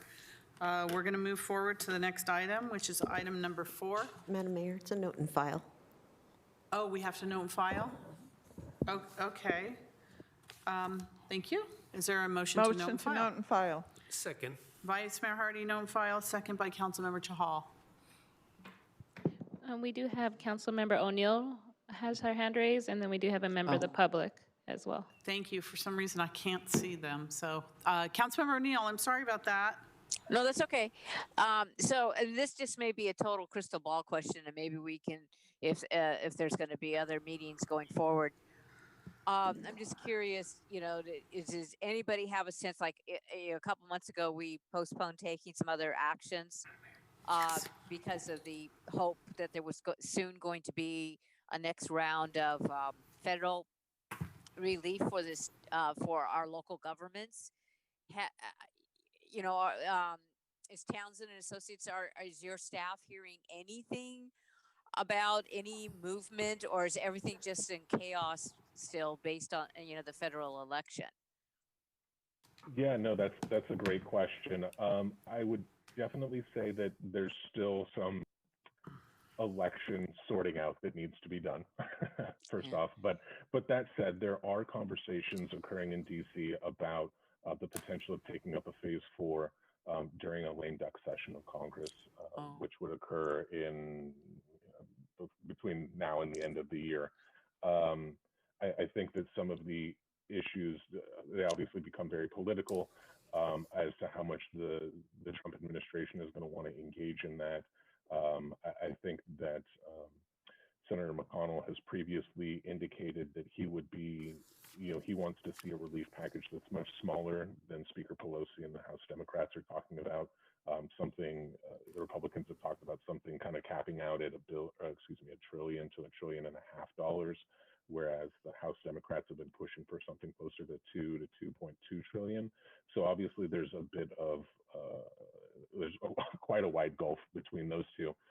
That said, as the Trump administration transitions out, Treasury Secretary Mnuchin has been the one who's been primarily leading the negotiations for the administration. So really it'll move more to Senator McConnell, who again has been more kind of hardlined on the overall amount. So I think there are things that can incentivize the Senate, the Trump administration, and House Democrats, honestly, to want to get a deal done during a lame duck session. But I think at this point we're probably a week or two away from figuring out if they're actually going to really be able to get any work done during this transitionary period.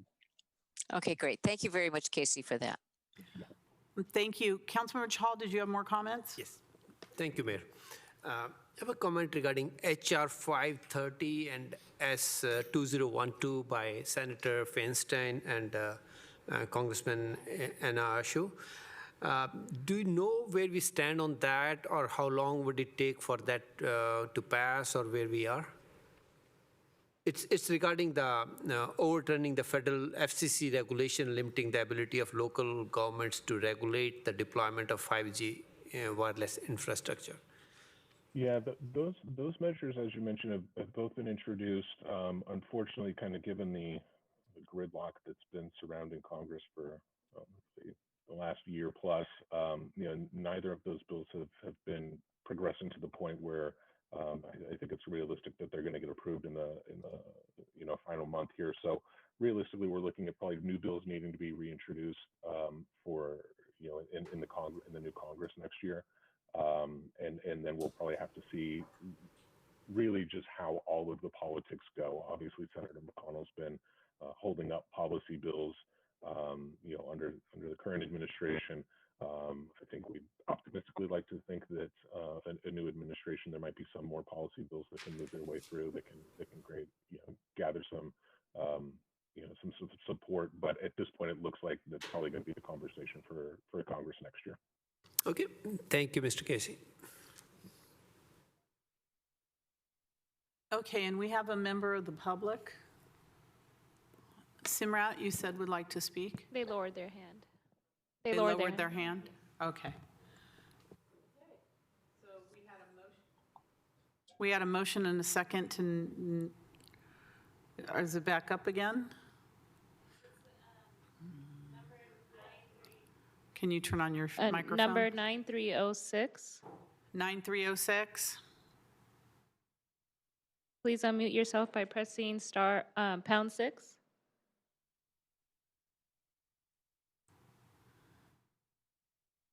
(9306) Okay. All right. Motion and a second. Assistant City Clerk. I lost my motion up here. Who was the maker of the Note and motion? file. Vice Mayor Hardy, second. Councilmember Chahal. Oh, thank you. Chahal.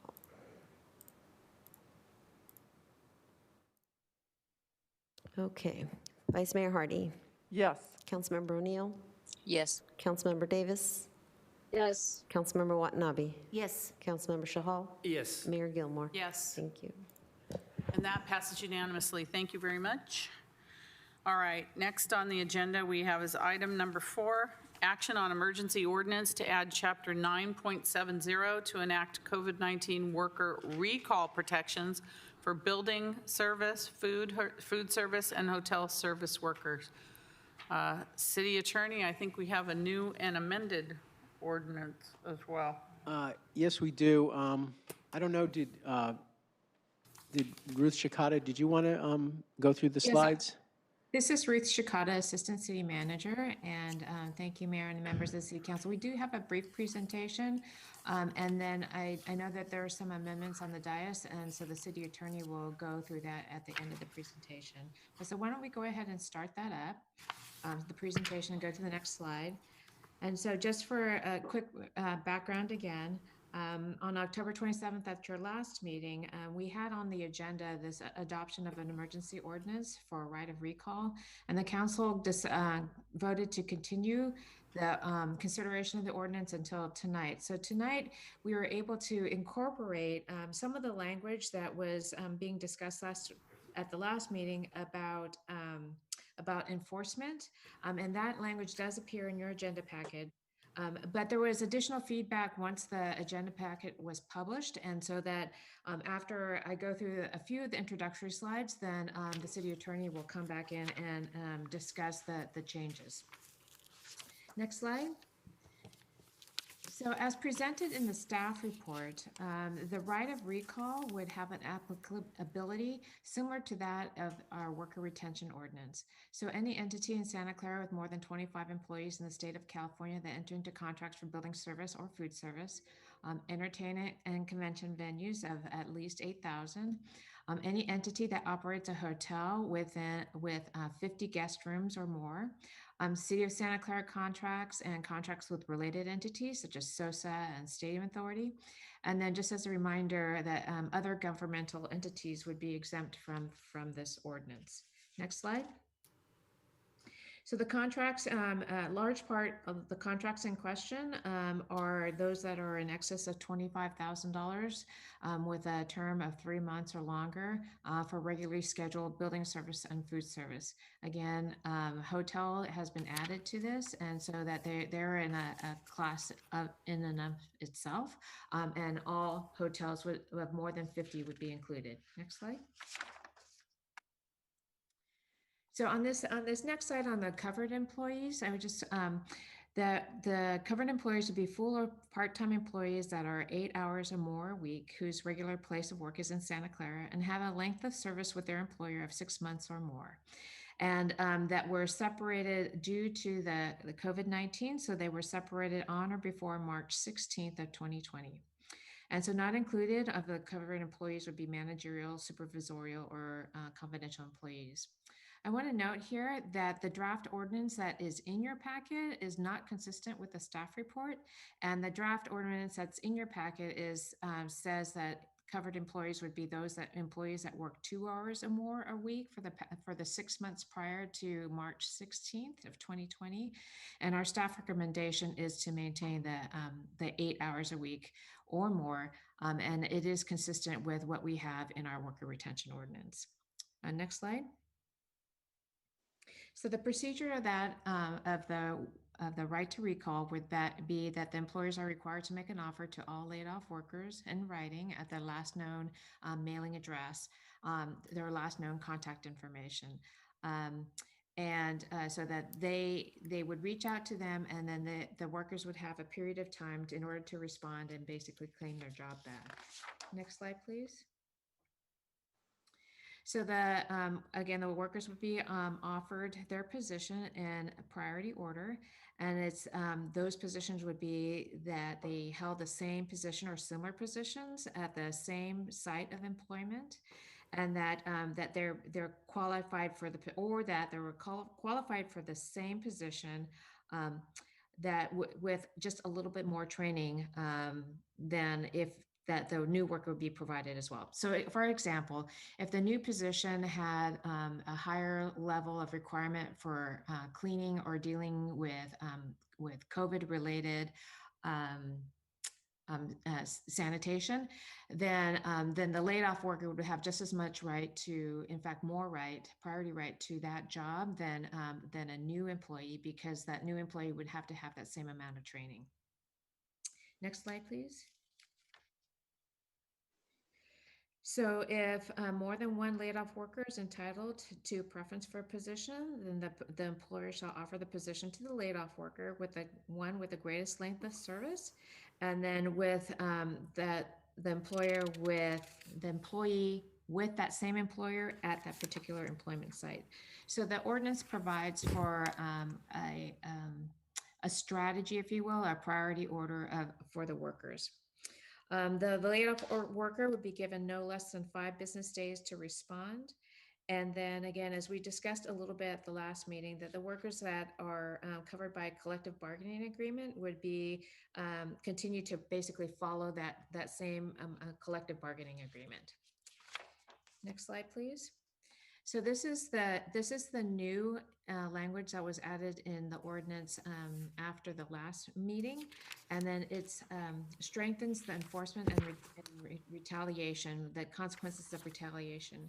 So a violation of the ordinance can be enforced through civil action, and the remedies would include hiring and restatement rights, actual damages, punitive damages, and attorney's fees. A retaliation is a new section in the emergency ordinance, and basically that it prohibits any retaliatory action against the employees as they choose to seek their rights. So what we have now, the next slides, I'm going to turn over to Brian Doyle as city attorney to talk about some revisions that are being proposed on definitions. So Brian, next slide. Sure. So after we sent out the packet last week, we had some more conversations with some representatives of the workers who wanted to see a few changes in the definitions. So we did add those changes over the weekend as we work with them. So this is in the material that was distributed today, and this is changes that are different than the ordinance in your packet. So basically, we change the definition of an employer to match what is currently in our retention ordinance, and we also included in addition to that operators of a hotel, and in addition any person operating any contracted, leased, or sublet premises and services connected to or operated in conjunction with the covered entity. So this is designed to get at I'm too close, sorry.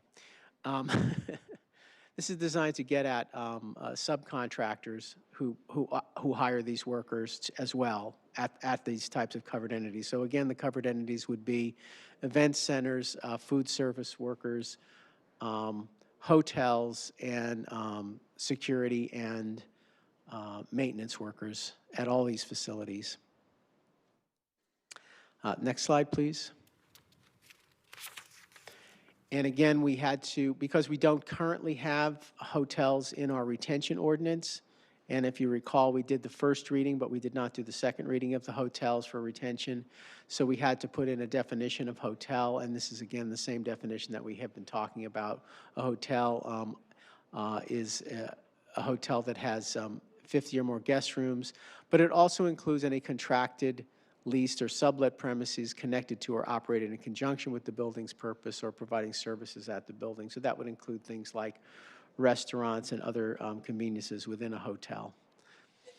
So those are the changes from what's in your packet. So I think that pretty much summarizes what's before you tonight. And if you have any questions, we can answer them. Thank you. I also wanted to tell council, and I think we'll put it in our post-meeting material, that we have a red line version to make it really easy to see where the changes have taken place, and it's basically in the definitions, as the city attorney pointed out. That's correct, and that'll be available to the public in post-agenda material. Post-meeting material as well, but it's easy to see the difference by looking at the red line copy. Thank you very much for this, and thank you for working so hard and making all the changes and amendments and everything. Councilmember Watanabe, your last one. Okay, thank you, Mayor, and thank you, City Attorney, and thank you, Ruth Shikata, for the presentation and just taking the time to make sure that we, dot our I's and cross our T's in terms of making sure that, workers are properly protected going forward and making sure that their rights are protected. What I particularly like is the notification and recall procedures, and that the priority, there would be priority for bringing back employees that had the greatest length of service and with the employer at an employment site. I think that's a really good provision to have in here as well.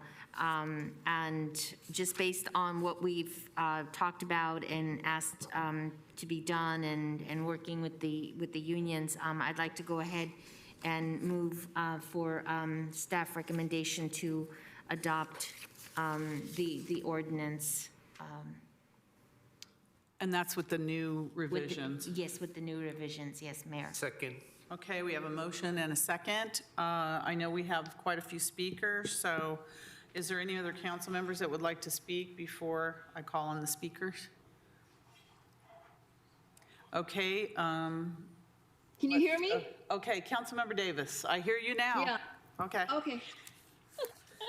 Thank you. I just wanted to thank the city attorney for, I know I made the motion to give us a little bit more time for an adjustment in the amendment. So I wanted to thank you for doing that. I know staff, when we send stuff back to you, we're kind of, inundating you a little bit with work, but this is a very important item, and I'm sure that the people that are going to speak very shortly are going to appreciate it, because I think we covered all the bases going forward. As soon as we are lifted out of this COVID, these people will be back to work and they want their jobs. So I just want to thank staff for taking the time to get this done.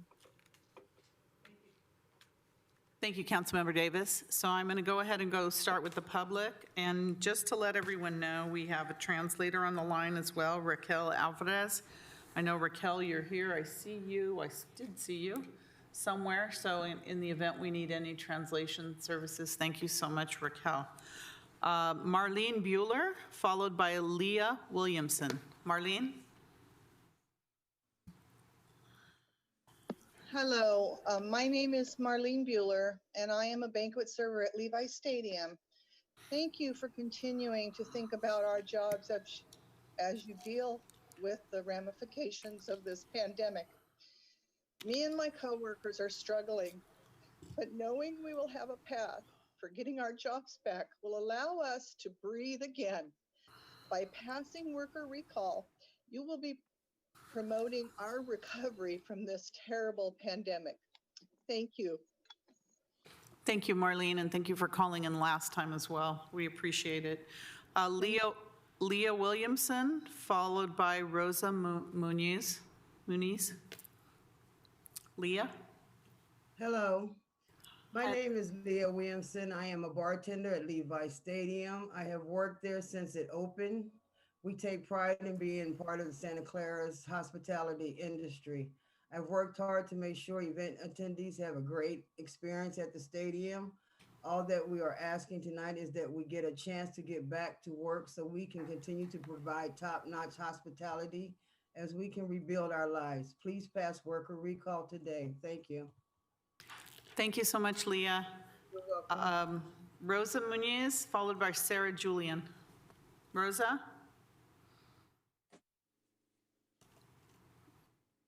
Good evening. My name is Rosa Muniz, and I'm a housekeeper at Hilton Santa Clara. I have been worked there for 10 years. I'm a single mom, and this job is how I have supported my child. It's going to be so hard to find another job, and if I do, I will be at the bottom of the seniority list. Please pass worker recall so that me and my coworkers can have a chance to get back to work and support our families. Thank you. Thank you, Rosa, and thank you for calling in. All right, we have Sarah Julian, followed by Junke. Sarah? Good evening. My name is Sarah Julian, and I'm a proud member of Local 19. I want to just share my strong support for passing worker recall tonight. Thank you so much. Thank you, Sarah. We have Junke, followed by Vicenta. Junke? Hello, yes. My name is Hunkai Chan, and I am proud member of Local 19, and I support worker recall. Thank you. Thank you for calling. We have Vincenta, followed by Maria Landa. Vicenta? Sí, mi nombre es Vicenta. Pertenezco al local 19 y yo apoyo a la ordenanza para proteger el regreso de los trabajadores. Gracias. Gracias. Raquel? Yes, my name is Vicenta, and I'm a member of Local 19, and I support workers' recall. Thank you. Thank you, Raquel. Appreciate that. Maria Landa, followed by Enrique Fernandez. Maria. Buenas tardes, mi nombre es María Landa y soy miembro del local 19. Apoyo el regreso de los trabajadores. Gracias. My name is Maria Landa, and I'm a member of Local 19. I support workers' recall. Thank you. Thank you, Raquel. Enrique, welcome.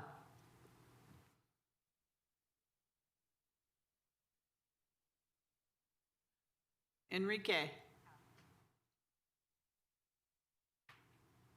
Is he muted or is he on?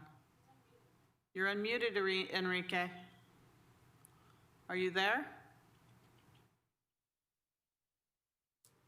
Okay, we'll come back to you, Enrique. Maria Rocha? Maria?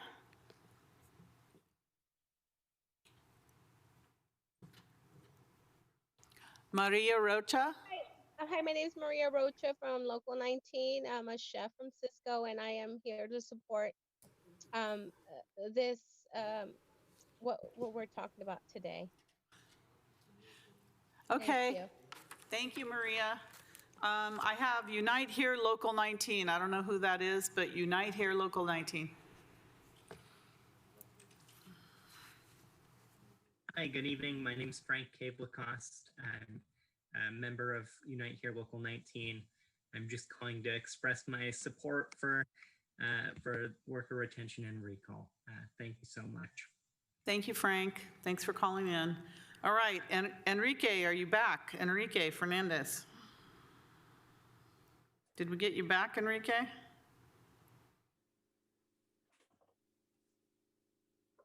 You're unmuted, Enrique.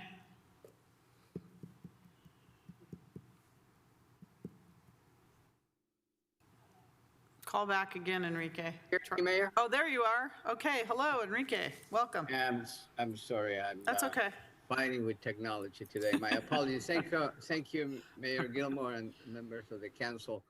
I just, I'll be brief. Thank you for the support to all the hospitality workers. They definitely need this light at the end of the tunnel. I mean, when we all trying to figure it out, the recovery and how to be part of it, Santa Clara continues to be one of the cities leading this recovery, allowing also the members of the hospitality industry, a low-wage industry, to be able to come back to work and continue what they were doing for many years, serving Santa Clara via welcoming tourists and business people. Thank you again.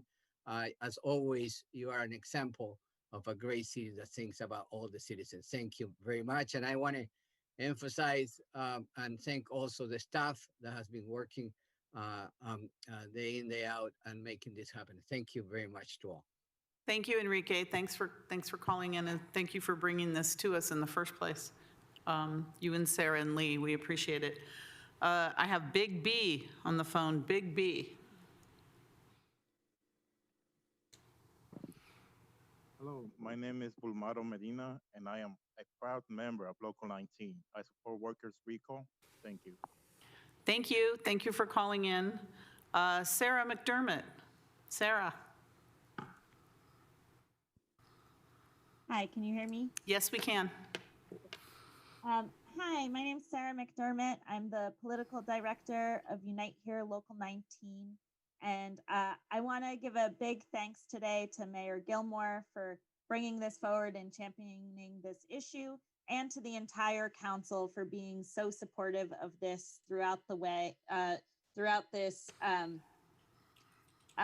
of bringing this forward. I also especially want to thank the staff for putting in a lot of work on this very quickly particularly the city attorney's office, City Attorney Doyle, and law clerk Luis Haro for really putting in an effort on this and making sure that we had very clear and strong language so that this ordinance accomplishes what we want to. We're very pleased with the changes that have been put in the red line. And I think it sends a very clear message about what's expected in Santa Clara, and that's that people are going to have a chance to get their jobs back. This is a no-cost ordinance to the companies, and it's a common sense way for us to make sure that people are able to get back to work and able to continue to serve the San Jose hospitality industry. I am available for questions if there's any questions for us, and thank you so much for passing this tonight. Thank you, Sarah. Luis Aherhan? Louise? Louise? Hello, yes, this is Louise Auerhahn with Working Partnerships USA.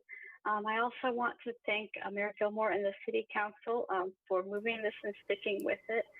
This ordinance is tremendously important to our workers. As you've been hearing tonight, most of these workers are women of color and immigrant women who are the communities who've been the most impacted by COVID.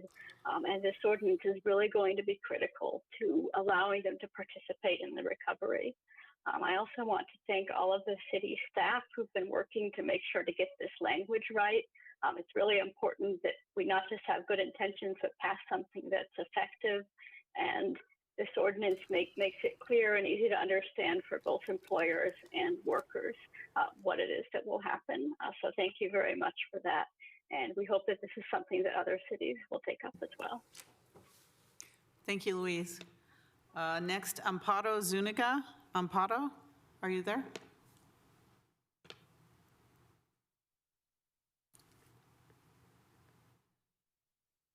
Unmute yourself, Amparo.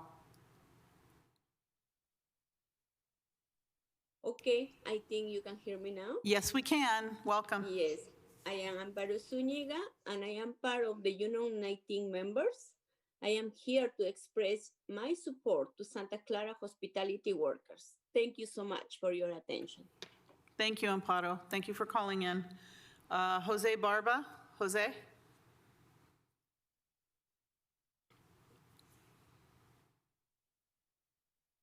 Hello? Hello? Hello? Hello, Jose. Yes. Hi, my name is Jose Barba. I'm a local 19 member for 36 years, and I'm a worker for hotels for 37 years. And I'm here to support a work recall Santa Clara. Thank you, Jose. Thank you for calling in. And then we have Johnny. Johnny?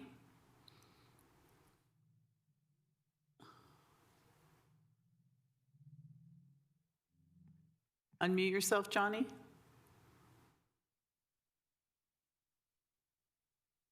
You're still muted, Johnny. Oh, there you go. Oh, hi. Can you hear me now? Yes, we can. Yes, we can. Okay, just give me a moment, okay? A few moments. Okay. Oh, okay. Oh, yeah, dear Mayor and city members. So my name is Johnny, and I have worked as a bellman at the Hilton Santa Clara for 5 years. You know, as a hotel worker, we are an important part of the local economy and contributed to the city tax base. You know, being out of work affects our personal economy and our mental health. So worker recall is a lifeline. We hope that you will pass the worker recall so we have a chance to return to work and continue to contribute to the Santa Clara hospitality industry. Thank you very much. Thank you, Johnny, and thank you for calling in. I don't see any other, do we have any more hands? I don't see any other public members. Is there anyone else, a member of the public or member of the council? No one's out there? All right, I just want to say I'm going to obviously support the motion. I think it's a great opportunity for us to help these hospitality workers. these are people who have spent many cases, their entire lives and their entire careers working in the hospitality industry for Santa Clara. People that should not have to go back after the pandemic and compete for their own jobs. They should be able to get their jobs back because they've earned them. And the hospitality industry is so important for our city and our city government and the finances of our city. And these are the workers that make the hospitality industry successful in Santa Clara. So I think this is the least we can do to help them after this very unprecedented pandemic that has cost them their jobs and made it difficult for them to find work and feed their families as well. So I think that by our council passing this is going to be so important that they can get back to work and get back to the jobs very quickly, the ones that they have spent their lives working for and supporting the city of Santa Clara. I almost look at them as working for the city. They are working for the city. They're the ones that are greeting all the visitors that come to Santa Clara in our hotels and our convention center and Levi Stadium. They're the front face of representing our city, and we're very, very proud of them and everything that they do. So let's do what we can to help them get back to work. And I really want to thank Sarah McDermott and Lee Streeb and, of course, my favorite, Enrique Hernandez, for bringing this forward and showing us that there's things that we actually can do as a city and a council to help our workers and people in need, and ultimately to help our hotels and convention center and stadium, because they're going to get back these very experienced and professional people back in their companies to work right away as soon as they reopen again. So hopefully this gets passed and we can move on and have it ready to go. So Assistant City Clerk, Vice Mayor Hardy. I'm trying to find hands. Gracias a todos por hablar esta noche. Esperamos que esto las ayude a todos. Queremos que todos vuelvan a trabajar. No hay de qué. What I just said is thank you to all who have spoken. We hope that this can help all of you. We want you back to work. It's the least we can do. Okay, Councilmember Chahal. Thank you, Mayor. I also want to thank everyone who spoke, and this is the ordinance which our recovery will not be complete unless we get everybody who were employed get back to work, basically. So this ordinance will help all these people and who need the help the most. And as mentioned, you are lifeline for the city's revenue, and that's the reason we really need to help you out. And this is at least the minimum we can do for that. I also want to thank the City Attorney's Office and everybody involved in the staff for taking care of this thing to the last moment, for bringing up and making it stronger so that it is a really good ordinance. With that, I'll be supporting the ordinance for sure. Thank you. Okay, and I do have a number that has raised their hand, I think, several times tonight. And so I'm going to call it again. 9306. Is there 9306 on the line? Please press #6 to unmute yourself. Star 6. Star 6 to unmute yourself. 9306. Press star 6.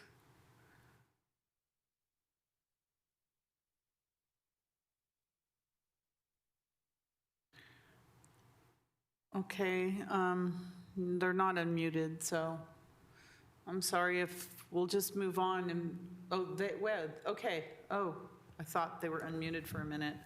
All right, lost again. Okay, if they come back, we'll make sure to be able to hear them. So Assistant City Clerk, roll call, please. Vice Mayor Hardy. Yes. Councilmember O'Neill. Yes. Councilmember Davis. Yes. Councilmember Watanabe. Yes. Councilmember Shahal. Yes. Mayor Gilmore. Yes. And that passes unanimously. Very good. Thank you. Thank you, everybody. All right. Moving on, the next item we have is, it's back on again, 9306. Let's try again. This person has been trying to speak for a long time. Oh no, muted again. 9306? Now I really want to know what they have to say. 9306, call in, please. We're going to make a song out of this. 9306. Okay. All right, let's move on to item number 5. Action on a proposed cost-sharing agreement with the County of Santa Clara to fund a countywide isolation and quarantine support program. City Manager, we talked Yes, about this at so- our last meeting, right? Yes. We did, and as mentioned, we stated that we would bring back information about the proposal from the county, as well as options for the council to consider. So I'm going to hand this over to Cynthia to make the presentation. And in the meantime, I am going to follow up with the speaker who's put their hand up several times just by placing a call. Thank And you I'll get very, back to you, thank Mayor. you, thank you.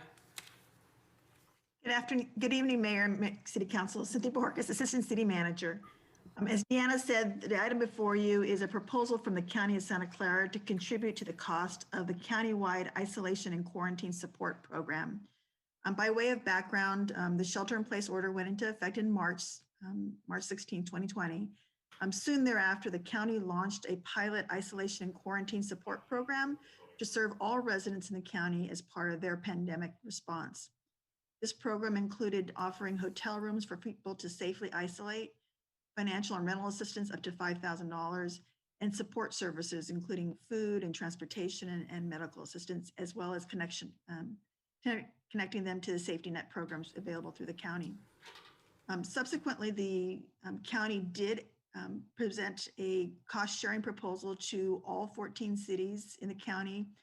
The Board of Supervisors approved that cost-sharing agreement, assuming participation from all 14 cities, and then subsequently set a deadline of September 7th for cities to opt in or terminate, or they would terminate services to residents. And as you're aware, they did terminate those services for Santa Clara residents. Can I have the next slide, please? So the county's proposal is that each city pay a pro rata share of the fixed costs for the county's administration of the countywide program, and each city would contribute based on population. And then in addition, we would pay variable costs based on actual utilization for the period of August through to December 2020. So you'll see in this slide that the total request from Santa Clara was $352,721. The proposal was presented at several City Manager Association meetings and discussed as the cities had a number of questions to ask the county. And so after those discussions, the only cities to have opted in at this point are Milpitas, Morgan Hill, and Saratoga. The rest have chosen to opt out of the program. And again, the county halted services to Santa Clara residents in September. Can I have the next slide, please? So we're here tonight to present 4 options for the council to consider. 1, to accept the county proposal as it was originally envisioned, to amend the county proposal to align with city priorities and resources, or 3rd, to direct staff to take no action resulting in opting out of the IQSP. Next slide, please. So some of the pros in terms of the county's proposal, it does leverage the county's expertise in assessing medical need and providing case management. Those are services that we would not normally provide. It also ensures shelter for Santa Clara residents to minimize any spread of the public health risks. So those are 2 really important attributes of the county's proposal. Some of the considerations of the county's proposal is that it was developed without input from the cities, and so the expenses are not budgeted, and so we would need to identify additional funds for this. And then in reviewing it, many of the programs offered or be covered by the county's proposal are services that would normally be offered by the county, and the eligibility requirements were actually very broad, and so we had some concerns about that as well. The proposal fails to recognize the city's significant investment in COVID relief programs, particularly with respect to rental assistance programs. And then the projected cost sharing is not reflective of the actual need. And we have had a few calls asking about the city's participation, but it is not anywhere near the amount needed for the $352,000 that the county originally proposed. Next slide, please.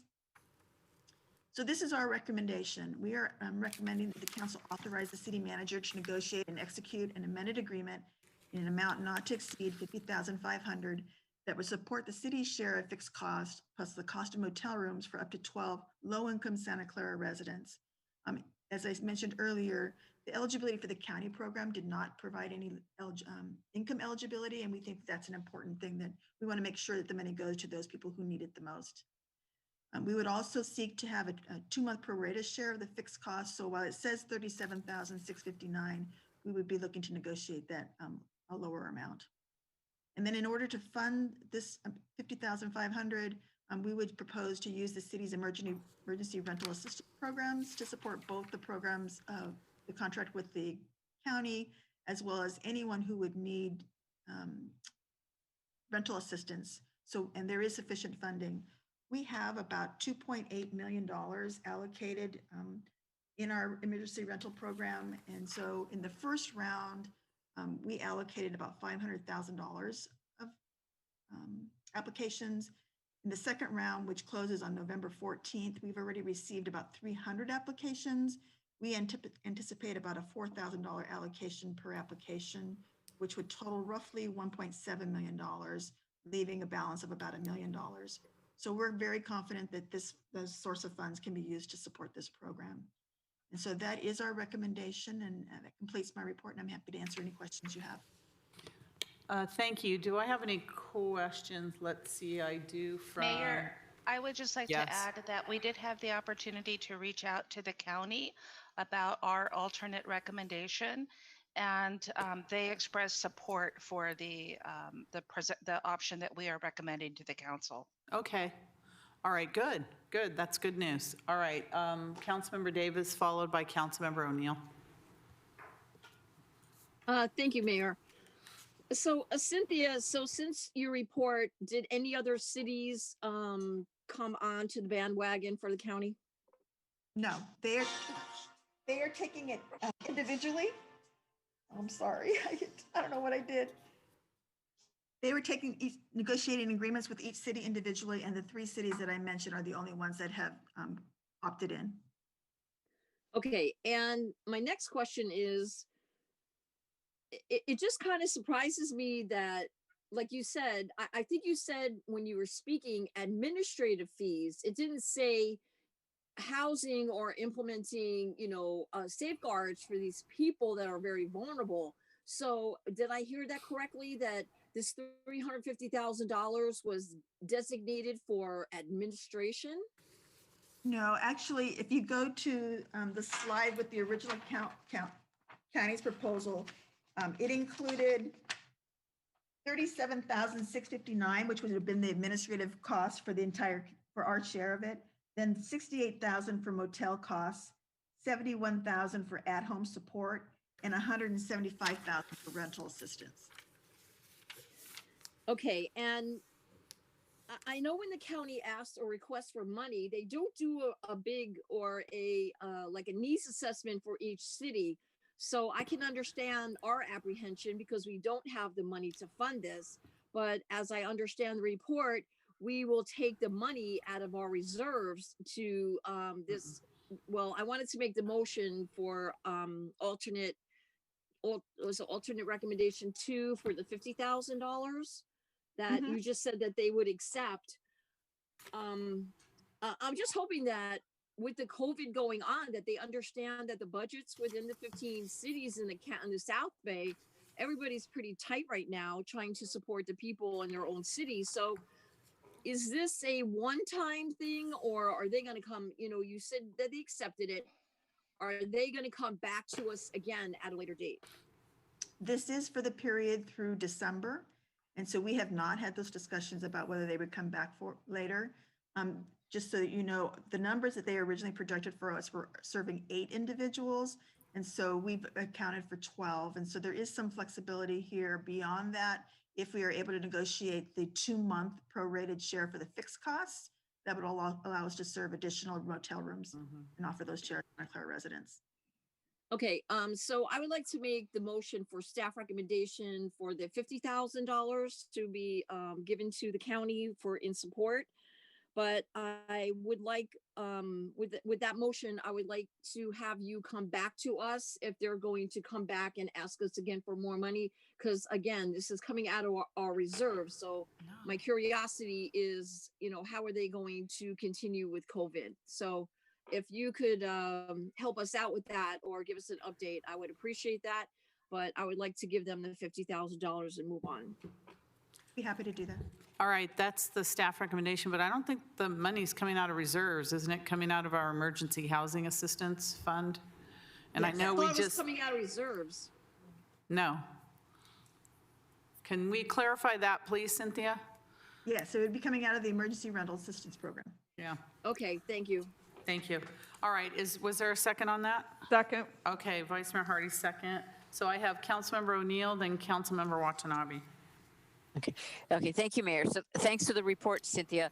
So, I mean, I think some of the red flags that I think Councilmember Davis saw, I was seeing too. So it still seems like relative to the amount of people that we're talking about, there's a fair amount of fixed costs. Like one of the things that in the report, it talked about like, so that if there's a motel, and I don't know if are they having to are they leasing entire motels or are they putting people in, like if there's some people that person that needs a room, putting them into a room that they rent at a motel? Because like in the report, it gave the example of like Campbell and San Jose participating.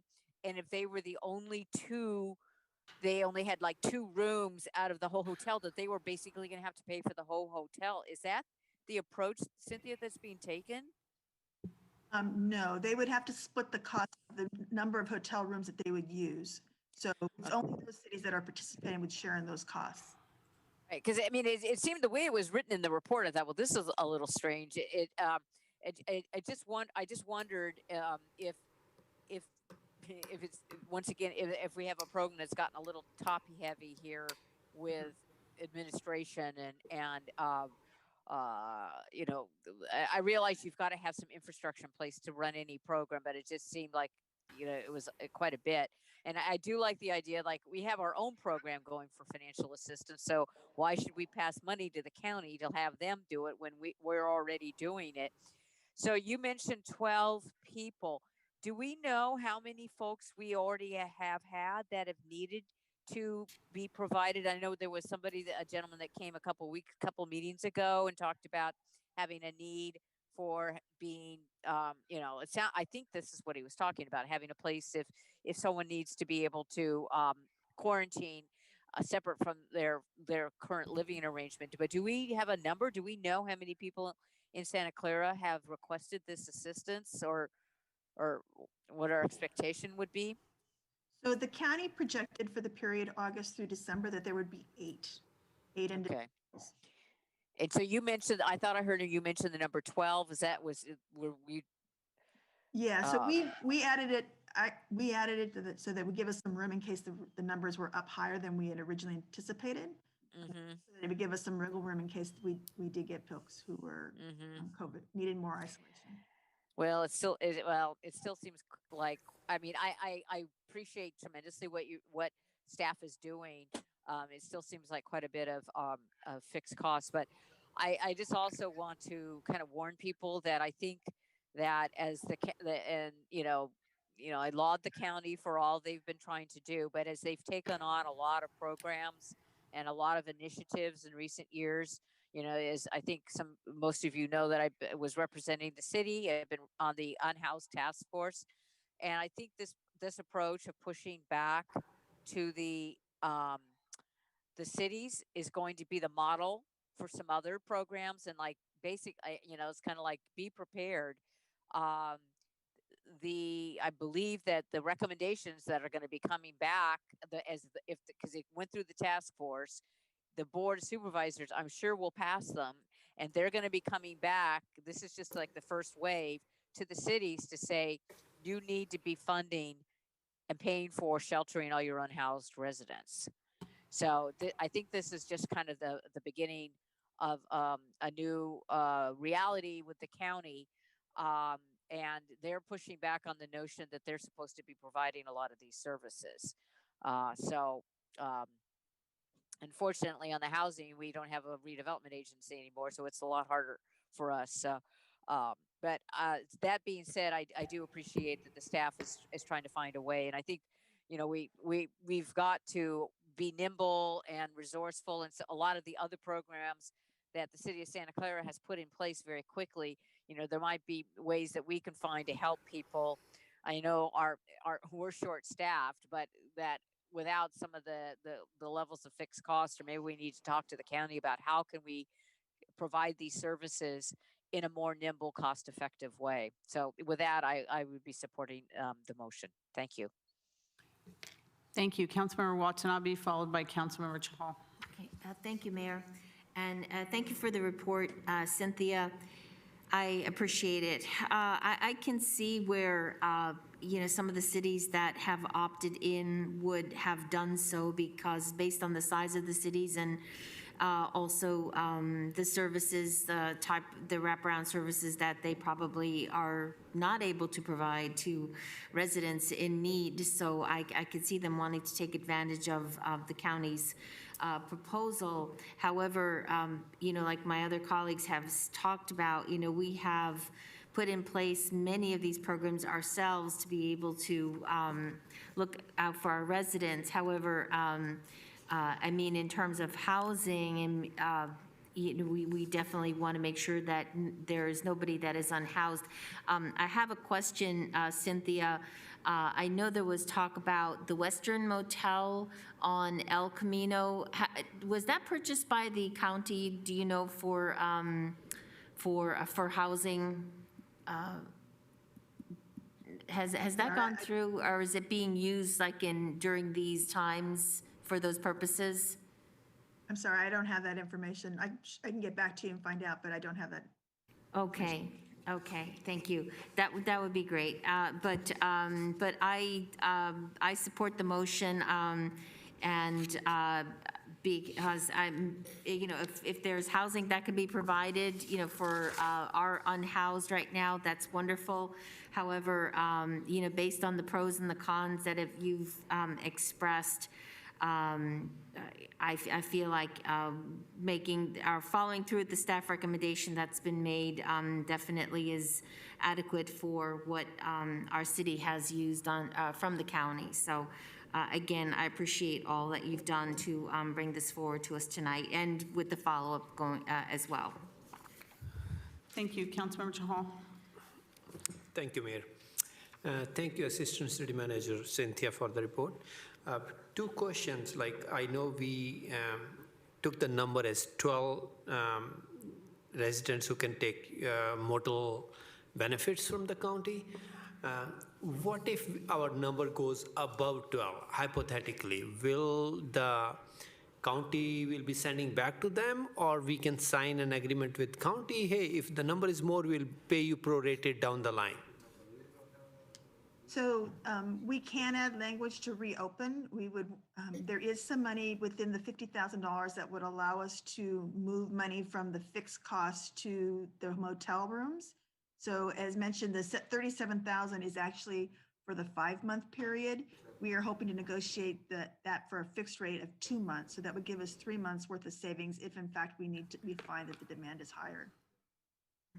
So what you're saying, that this will be a fixed cost, any number of residents being helped by the county, or it will be limited to 12? I'm trying to get that.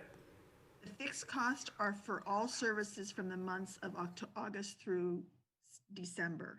So that regardless of how many people we serve. So it's the $107 per night times 10 nights times 12 individuals. That's the motel cost. Okay. Got it. Okay. My second question is regarding the rental assistance program. I know our second phase of rental assistance last date to apply is November 14th. So, but this program is going beyond that date, basically going up to December. So what happens if somebody's in need of this program and we allocated $175,000 for this one from our rental assistance? How will they apply for it after November 14th? Will we open the window again, or what provisions will make for those needy families, basically? So at this point, we are anticipating that even with the round two applications that we're going to receive, we will still have about $1 million left. So that would be plenty to fund this program. Okay, so we'll basically open the date, they will extend the date to apply till basically December end or something, so that everybody can apply till that time. Is that correct? If there's a need, we will work with those participants. Okay, okay, thank you. All right, so I don't see any other council members, but we have a member of the public. Hold on a second. Juan Hernandez, Juan, please come forward. Welcome back. Thank you, Mayor and Council. I really enjoyed that presentation. It gave a lot of feedback on how the program works and those details. I don't know about all of how the red tape and everything works, but I really am glad that there's a program that is hopefully going to be setting up with an agreement. Especially it's cold outside right now, and my heart broke the last time I came. It was absolutely shattered that we didn't have anything in place to help at that moment.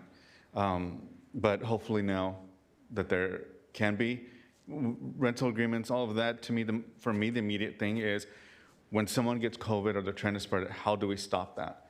Like, what resources do we have at that immediate moment? And hopefully this will make it so this way it happens pretty quickly. So I thank you for taking your time listening for the presentation. Thank you, Juan. And you know we have our emergency rental assistance program that we have in place, and we have it funded for rental assistance, not COVID-related, but rental assistance, which we have a lot of applications, but it's a really good program as well if you know people that need the rental assistance, so okay. As well. Okay, all right? Thank you. Thank you. Staff, I had a question because I see that we have 50,000, that we're talking about, but there's, these fixed costs from the county. What are they doing for the fixed costs? Just because I'm wondering, we can go through this, I'm going to call it like a pilot program to see how it's working. But if it turns out that we could, double our hotel rooms by doing it ourselves here in the city, is that something we could look at as we go through this process? Because it seems like we're paying a lot of money for their administration. Would it be more cost effective for us to do it ourselves? And I again, looking at this as, I'll support it as a pilot program, but would we be able to do it better, cheaper, with more output? So I'm always willing to look at things that we could do more cheaply, but in this instance, I think we really are taking advantage of the county's expertise in terms of assessing medical need and case management, and then their familiarity with enrolling people into safety net programs. Okay, okay. Trying to leverage both assets. I also just want to add that our goal is to work with the county to only pay the prorated rate of the fixed cost for November and December, so that we don't pay the full total term amount that they've requested. Right, I know they wanted $380,000 for eight people, which is what they determined that we had. That makes no sense. So okay, so I'm in favor of this. Let's get it going. They determined we had a need for 8 people. Do we have any idea how accurate that is? We don't at this point. And again, it would be for the period of November and December. So Right, okay. it will be adjusted. Okay, so I have a motion and a second. I don't see any other hands on this. So do we have any other members of the public? Okay, Assistant City Clerk. Vice Mayor Hardy. Yes. Councilmember O'Neill. Yes. Councilmember Davis. Yes. Councilmember Watanabe. Yes. Councilmember Shahal. Yes. Mayor Gilmore. Yes. Thank you. Thank you, Cynthia, for the report. That was very good, and that passes unanimously. Thank you, and thank you, Juan, for coming. All right. Next item we have is report of members and special committees. Do we have any? Okay, city manager, executive director report. I just want to remind the public that the Task Force on Diversity, Equity, and Inclusion is now accepting applications. Applications can be found on the website santaclara.ca.gov, Equity Task Force, and they are due by 5 p.m. on November 13th, and we encourage everyone to apply. And there's 3 openings there, so there's plenty of opportunities for people to serve on that. Okay, that leads us to our adjournment. Vice Mayor Hardy, would you like to go ahead with Ms. Squires? Yes, thank you. This is for Sherry Margaret Squires, who is a resident of Santa Clara, 66 years. Sherry Margaret Squires was born on February 2nd, 1962 in Lindsay, California, to Margaret, often known as Mickey, Mary Soliner Squires, and Roland Reed Squires. Sherry was the youngest of 4 children. She had 3 older brothers, Roland Jr., Ronald, and Rick. The family moved to Santa Clara when Sherry was less than a year old. She attended Washington Elementary, Wilson Junior High School, and Buxer High School, which is now Santa Clara High. She was involved in many civic activities such as Job's Daughters, Eastern Star, and her high school swim team. As a teenager, Sherry had her first political experience in these very chambers, where she and her mother spoke at City Hall arguing to keep the War Memorial Pool open during the summer. Sherry worked at many local companies, including IBM, Rome, Spectrophysics, Siemens, Toys R Us, Mervyn's, Crocs, and locally for real estate service, and was a crossing guard at Milliken Elementary for 12 years. She poured her heart and soul into every job she had. Sherry's daughter, Nicole, was the center of her life. She was so proud as a junior theater mom and of Nicole's beautiful singing voice. She supported Nicole in all her theater endeavors. Sherry met the other love of her life, Michael Jones, an engineer from Colorado, and they were married January 1st, 1999, at Rosario Beach in Baja California, Mexico. Sherry was involved in family history research and was especially interested in her grandmother, who was part Cherokee. Sherry and Michael moved last year to Boulder Creek, where they bought their retirement home. When the CZ Lightning Complex fires occurred this summer, they had only 10 minutes to evacuate. Their home was threatened by the fires from 3 different directions, but was miraculously saved. Plans were being made to move back into their home when Sherry suddenly passed away on October 30th, 2020. Sherry was a personal friend, and every time I ran for council, she was my treasure. And anyone who's run for a political office knows your treasure is your most trusted confidant. She will be greatly missed by her family and friends, of whom there are many, because she was always so nice and had a kind word for everyone.